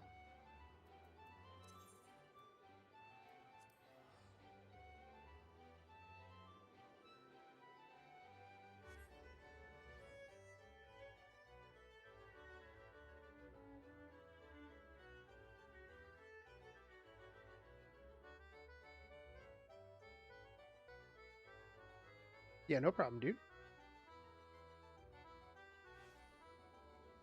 Yeah, nothing at all against like life or anything like that. I just wanted to go back because I'm playing a lot more Final Fantasy 14 and other games. Kind of taking Epic 7 very casual.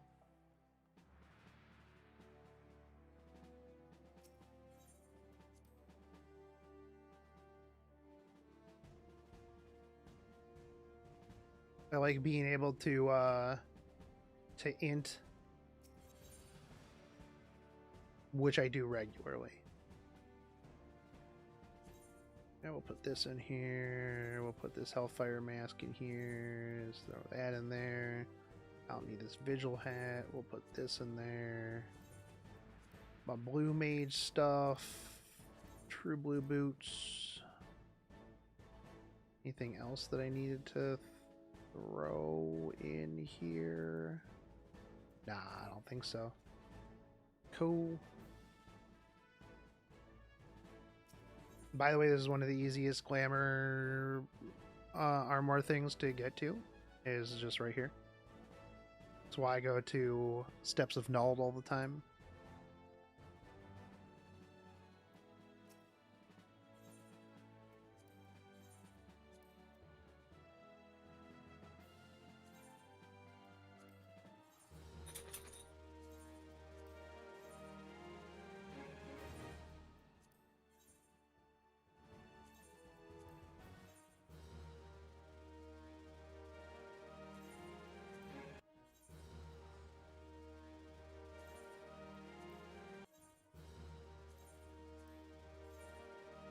Turn all of this stuff in. So something I thought was kind of interesting when I was talking to like ArcFGO, right? He's an Omnicrafter.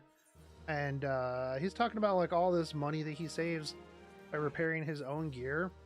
But I think that the amount of company seals that you would spend on the stuff to repair your gear would be better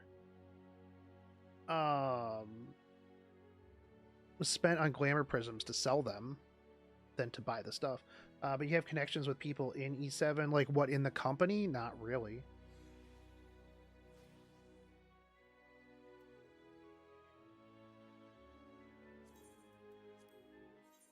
I've sent them, like, I used to have meetings with the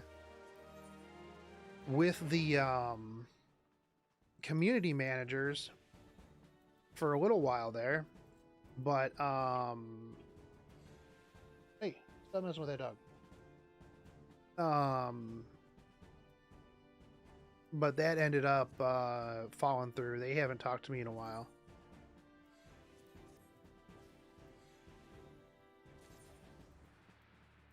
And then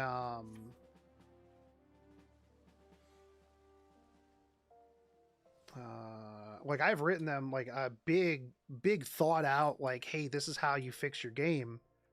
And it's ignored. I'm not a 1000K or 1K plus E7 streamer, so I'm not anything important to them anymore. And they really don't care about YouTubers.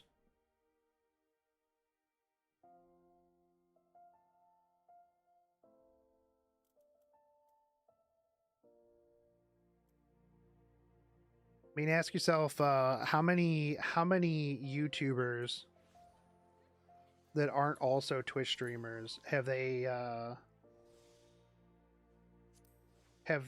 ever promoted or had on anything?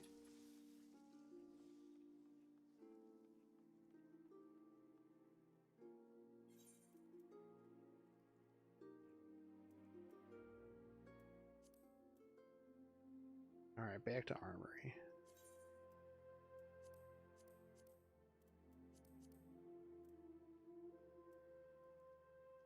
I didn't put the true blue gloves in there, dang it. Lucari's not a YouTuber.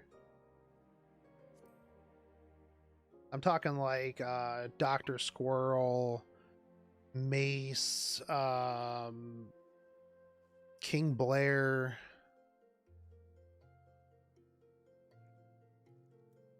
Like, there's a lot of people that are smarter than a lot of the streamers, but like they don't pay attention to them because they don't know anything besides Twitch. Here's my thing, and what I tried to explain to him, right? If you're coming to a stream for Epic 7 on Twitch, you already play Epic 7. You already know about Epic 7. Twitch does not get any brand new eyes on your game whatsoever. Because everybody who is coming to watch people play Epic 7 on Twitch already play Epic 7. That's just how it goes. If you promote YouTubers, now you get... Man, stop messing with that dog, dude. Leave him alone. If you promote YouTube, now let's say, you know, algorithmically you watch gacha game stuff, chances are you're going to get a recommended video at some point or another about Epic 7. You might be like, huh, I didn't know that Epic 7 was a thing. Or you have people like FG3000 who cover all gacha games, you know, promoting to an FG3000 gets your game in front of a lot more people. But you know, they don't really realize that. They go, we're going to take this person who has their own ecosystem and promote them on Twitch.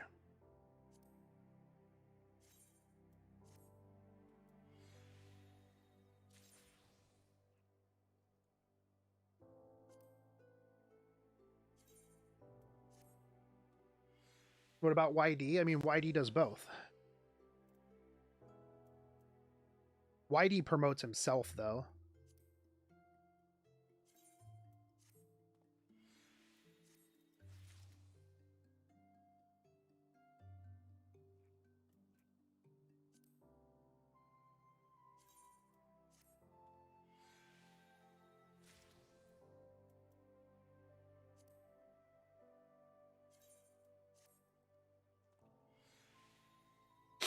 I mean, YD can go to pretty much... YD... People don't follow YD for Epic 7. People follow YD for him.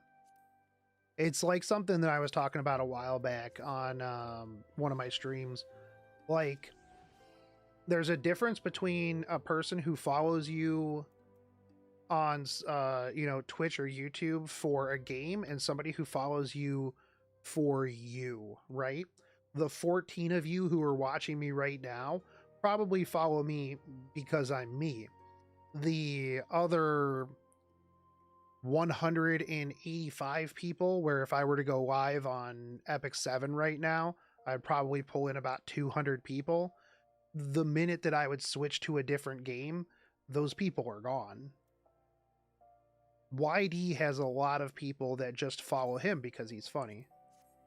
So it doesn't matter what game he's playing. Although you can see it there too, where when he's playing Tarkov, he only has like 300 people watching him. But the minute that he goes live on Epic 7 or any other gacha game, he's got like 2,000-3,000 people. So it's like if you, let's say you take like a, a Genshin streamer, right? The minute that they come back, they come play Epic 7, chances are they're not getting nearly as many people watching them play Epic 7.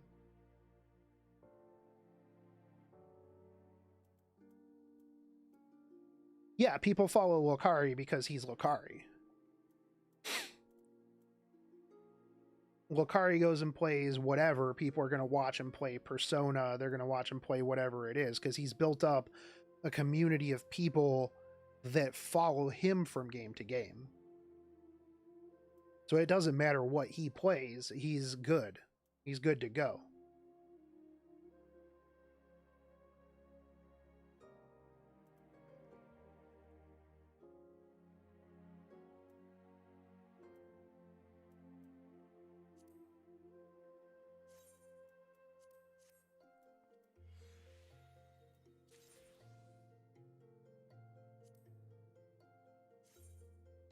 But it's kind of rough, and that's why people get stuck in a specific game, right? Because like if you care and you want to make it like, your job, you want to be a streamer, right? Like you have to play what brings in the views. Like if I really really wanted to like make it as a streamer, I'd be playing Epic 7 right now. Honestly, like if I wanted to make it on YouTube in general, I would have continued to make Fate Grand Order content, then go to Arc Knights, then go to Genshin. Like that was going to Genshin, like when Genshin first came out, was literally a kingmaker right there. Like look at half any of the people, even Damone Kim went to Genshin and just blew up. Everybody that went there did well.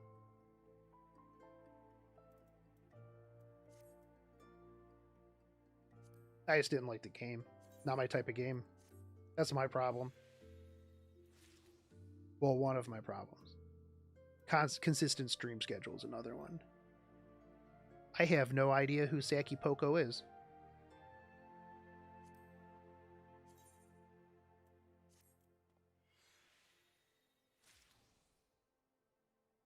He was a 7 Deadly Sins guy.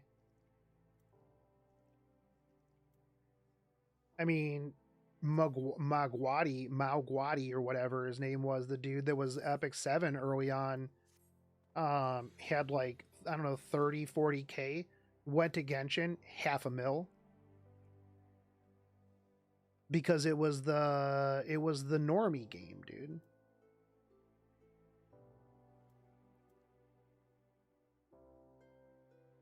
They did really well at marketing the crap out of that game. And really, people who didn't jump over there to like jumpstart their career on YouTube, Twitch, whatever, yeah, not gonna make it.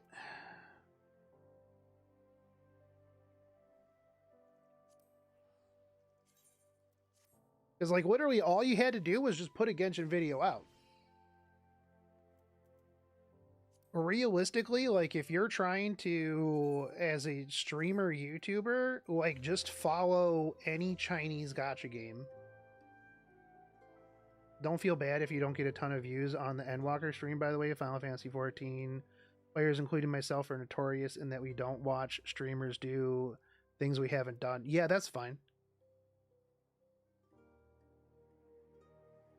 I mean, I'm literally going to play it anyways, so I'm going to stream it anyways.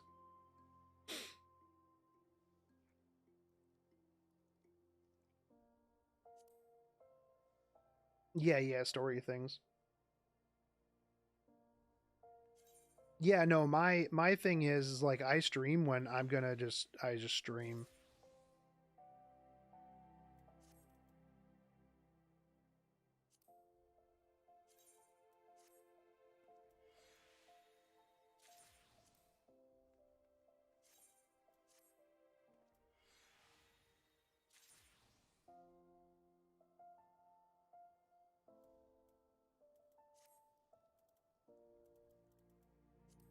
All right, pants. Man, I can't believe I have 0 belts, dude.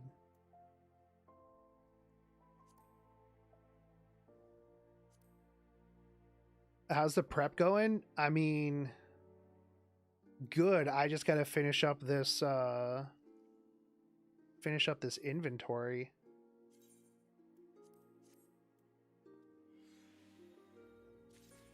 Which, I mean, I should have done a long time ago, honestly. Like, why do I have 32 pairs of pants? Why do I need these pants? Why do I still have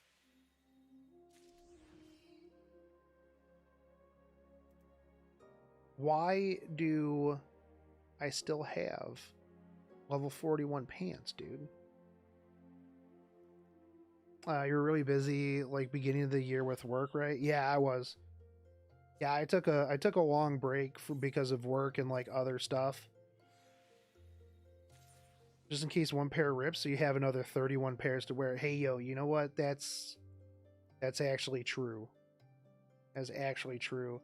Yeah, every time like I do pretty good, like gain momentum on streaming and YouTube, I just shoot myself in the foot and take like 4 or 5 months off or completely switch games. That's one of my big things. I'm like, yeah, you know what? Things are going real good with Fate Grand Order. I'm, the highest subscribed to North American content creator. I was gonna switch games and drop this. That's true. I do steal people's pants. Well, goblins' pants, monsters' pants.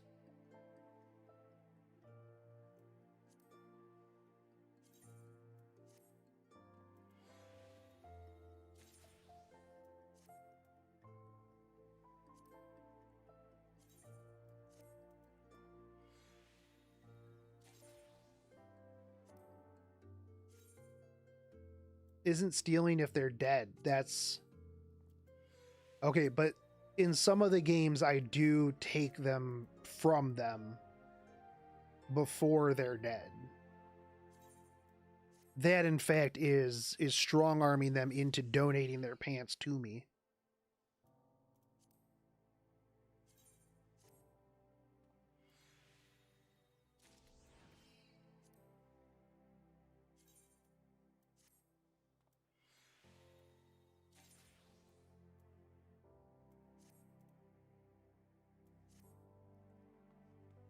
Sell some of this materia.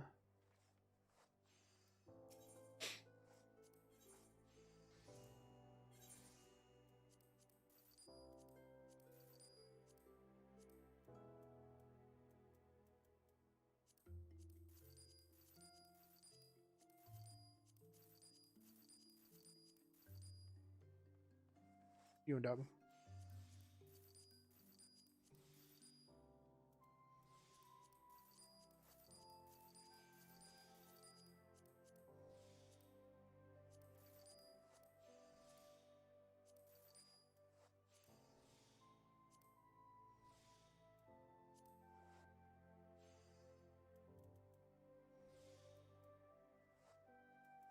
All of this I can get money for.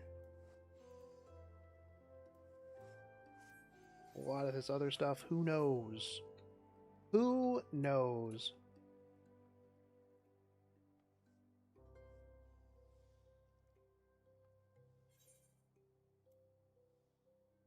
Sometimes I'm glad that people can't see like where your camera's going, because like sometimes I'll just be like creeping on somebody because I think their outfit looks cool, and I'm like sitting there trying to like get a good picture of it, and I'm like, man, I'm glad that this person can't see me being fucking weird. I mean, I guess they could see me being weird if I was like on stream. What are you whining about, dude? He always does this thing. What the fuck?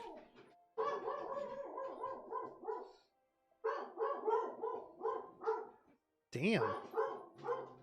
Alright.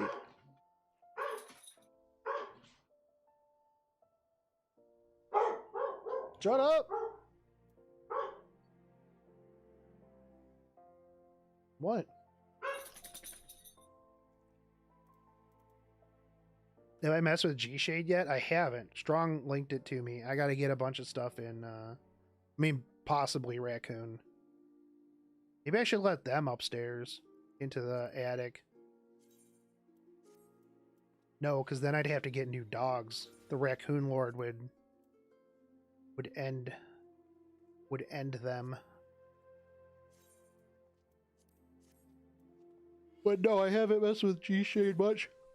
Well, and Strong gave me some other add-ons and mods and stuff like that to look at.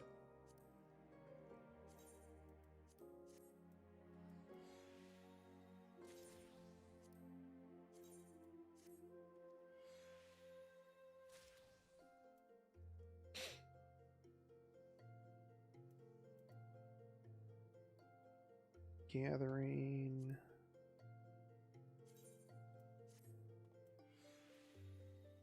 G-Shade can be intense. And sounds like something I will need to like take some time to deal with.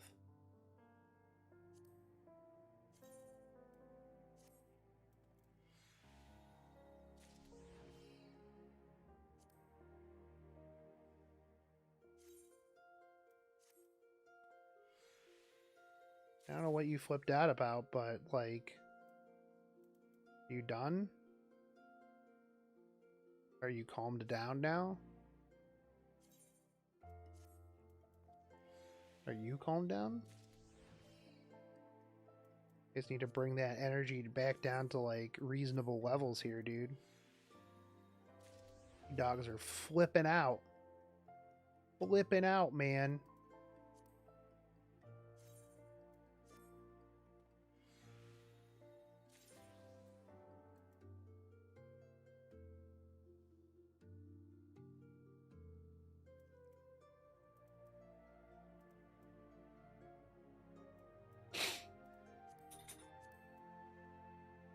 Oh, that's right. I was doing pants. Rainy skirt. Yeah, those pants look pretty good.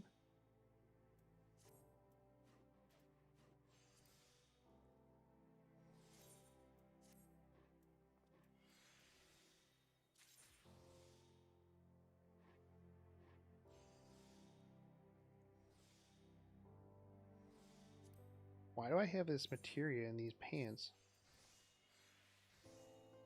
Some level 54 pants here.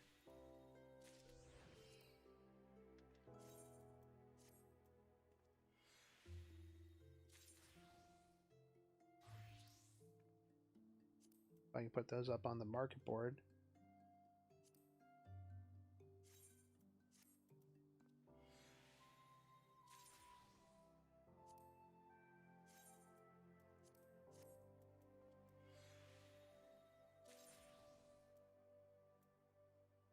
Yo, is this demi materia for anything? Like every time I've ever looked it up on the market board, it's selling for like less than you can just vendor it for.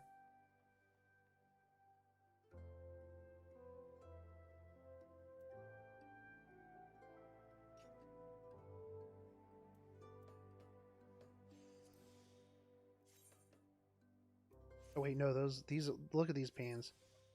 These pants are poggers, dude. This is going in my glam dresser, right, for sure. Yeah, those pants are sweet. Slap those in the glam dresser, baby.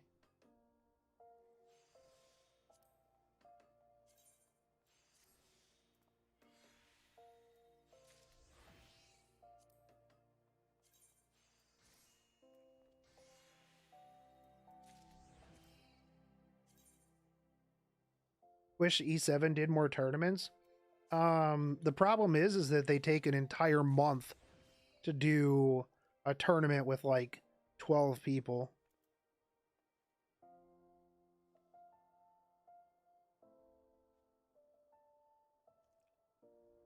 I do have room in my glam dresser because I am really bad at getting glam, honestly.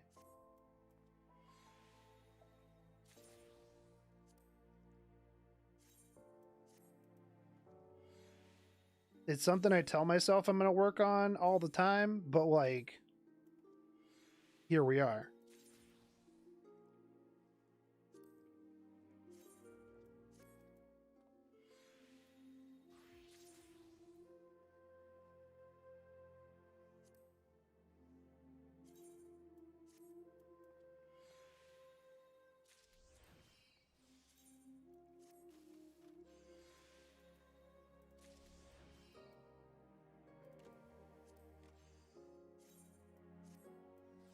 Okay.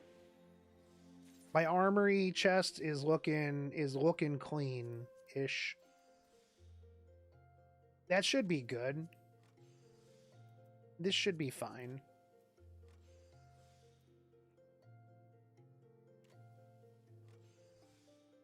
My biggest beef with the glam dresser, not enough plates for one of every class. Yeah, that's true.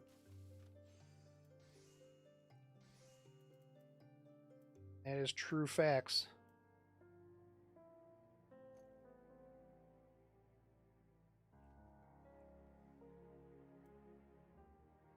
Dark Knight, Dark Knight. Oh, yeah, that's right, because I was going to level up Dark Knight. Oh, well. You've got plenty of space. Let's go. They can make something similar to Clash? Like, what do you mean?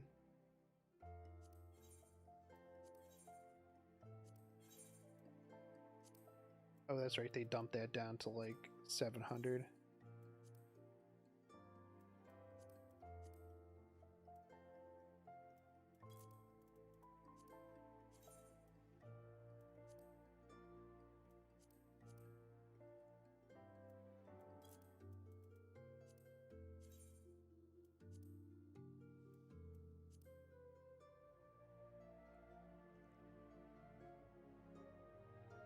National League of Legends.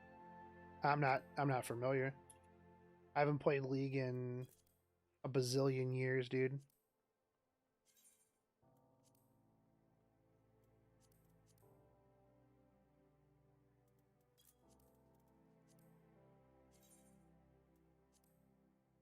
Sit back there and make all the noise you want, dude, but I'm not gonna let you out until I'm done putting up this materia.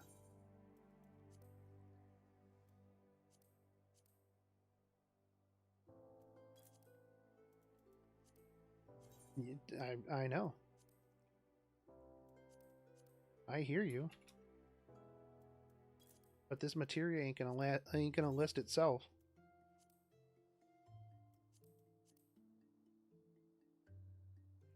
Sorry for me to explain. I'm not so good at this, dude. It's okay.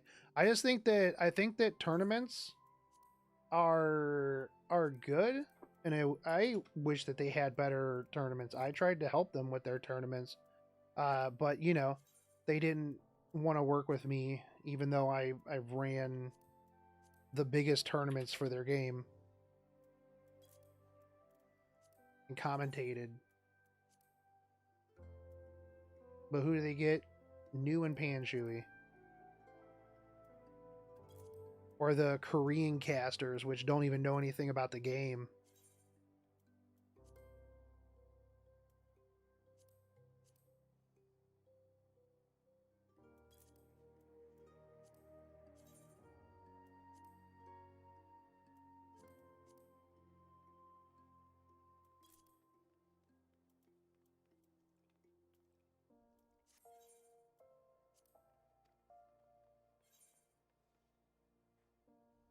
Or there's some group of, yeah, so E7 Arena is gonna do some tournaments. Hopefully that works out for them.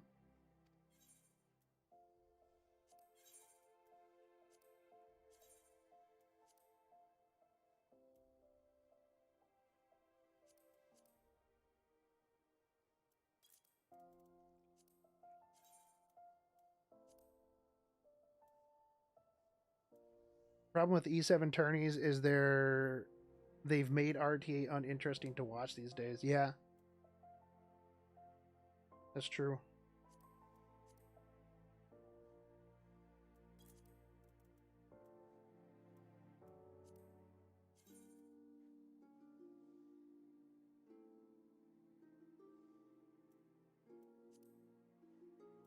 Yeah, they're gonna do tournaments, but they want to do like weekly tournaments. People are gonna get like burnout.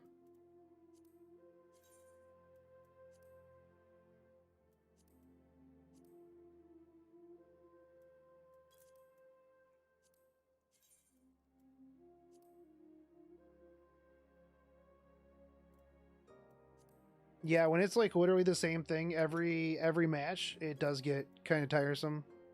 Honestly, it gets tiresome for me casting the same thing every match.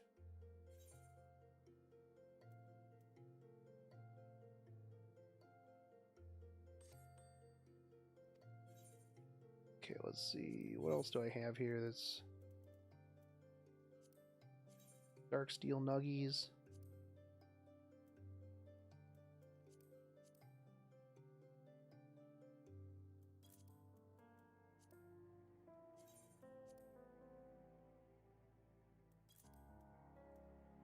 Rose Gold Nuggies.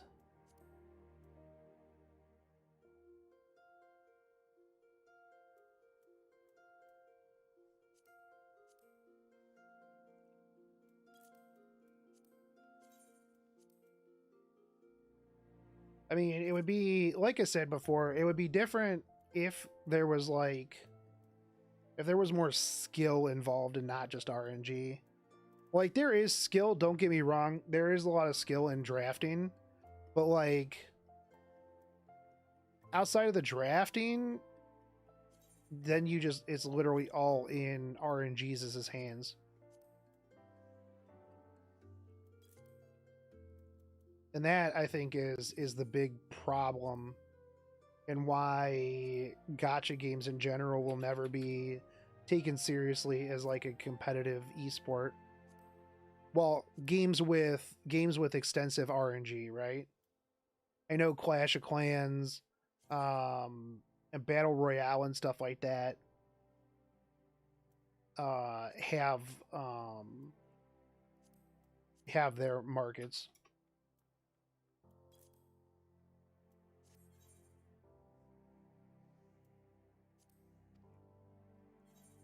But my dog is whining, and I usually don't stream on Wednesdays anyways, so I am going to cut out of here, guys. I'll be streaming something tomorrow, probably. Maybe. We'll see. But regardless, I'll be back at 3 a.m. on Friday getting ready for Endwalker. So hopefully, actually, you know what? I might be back later tonight and doing Quill. We'll see. We'll see. But regardless, I'm going to go let my dogs out. I'm going to go watch some anime with Jonas, and I will catch you guys later.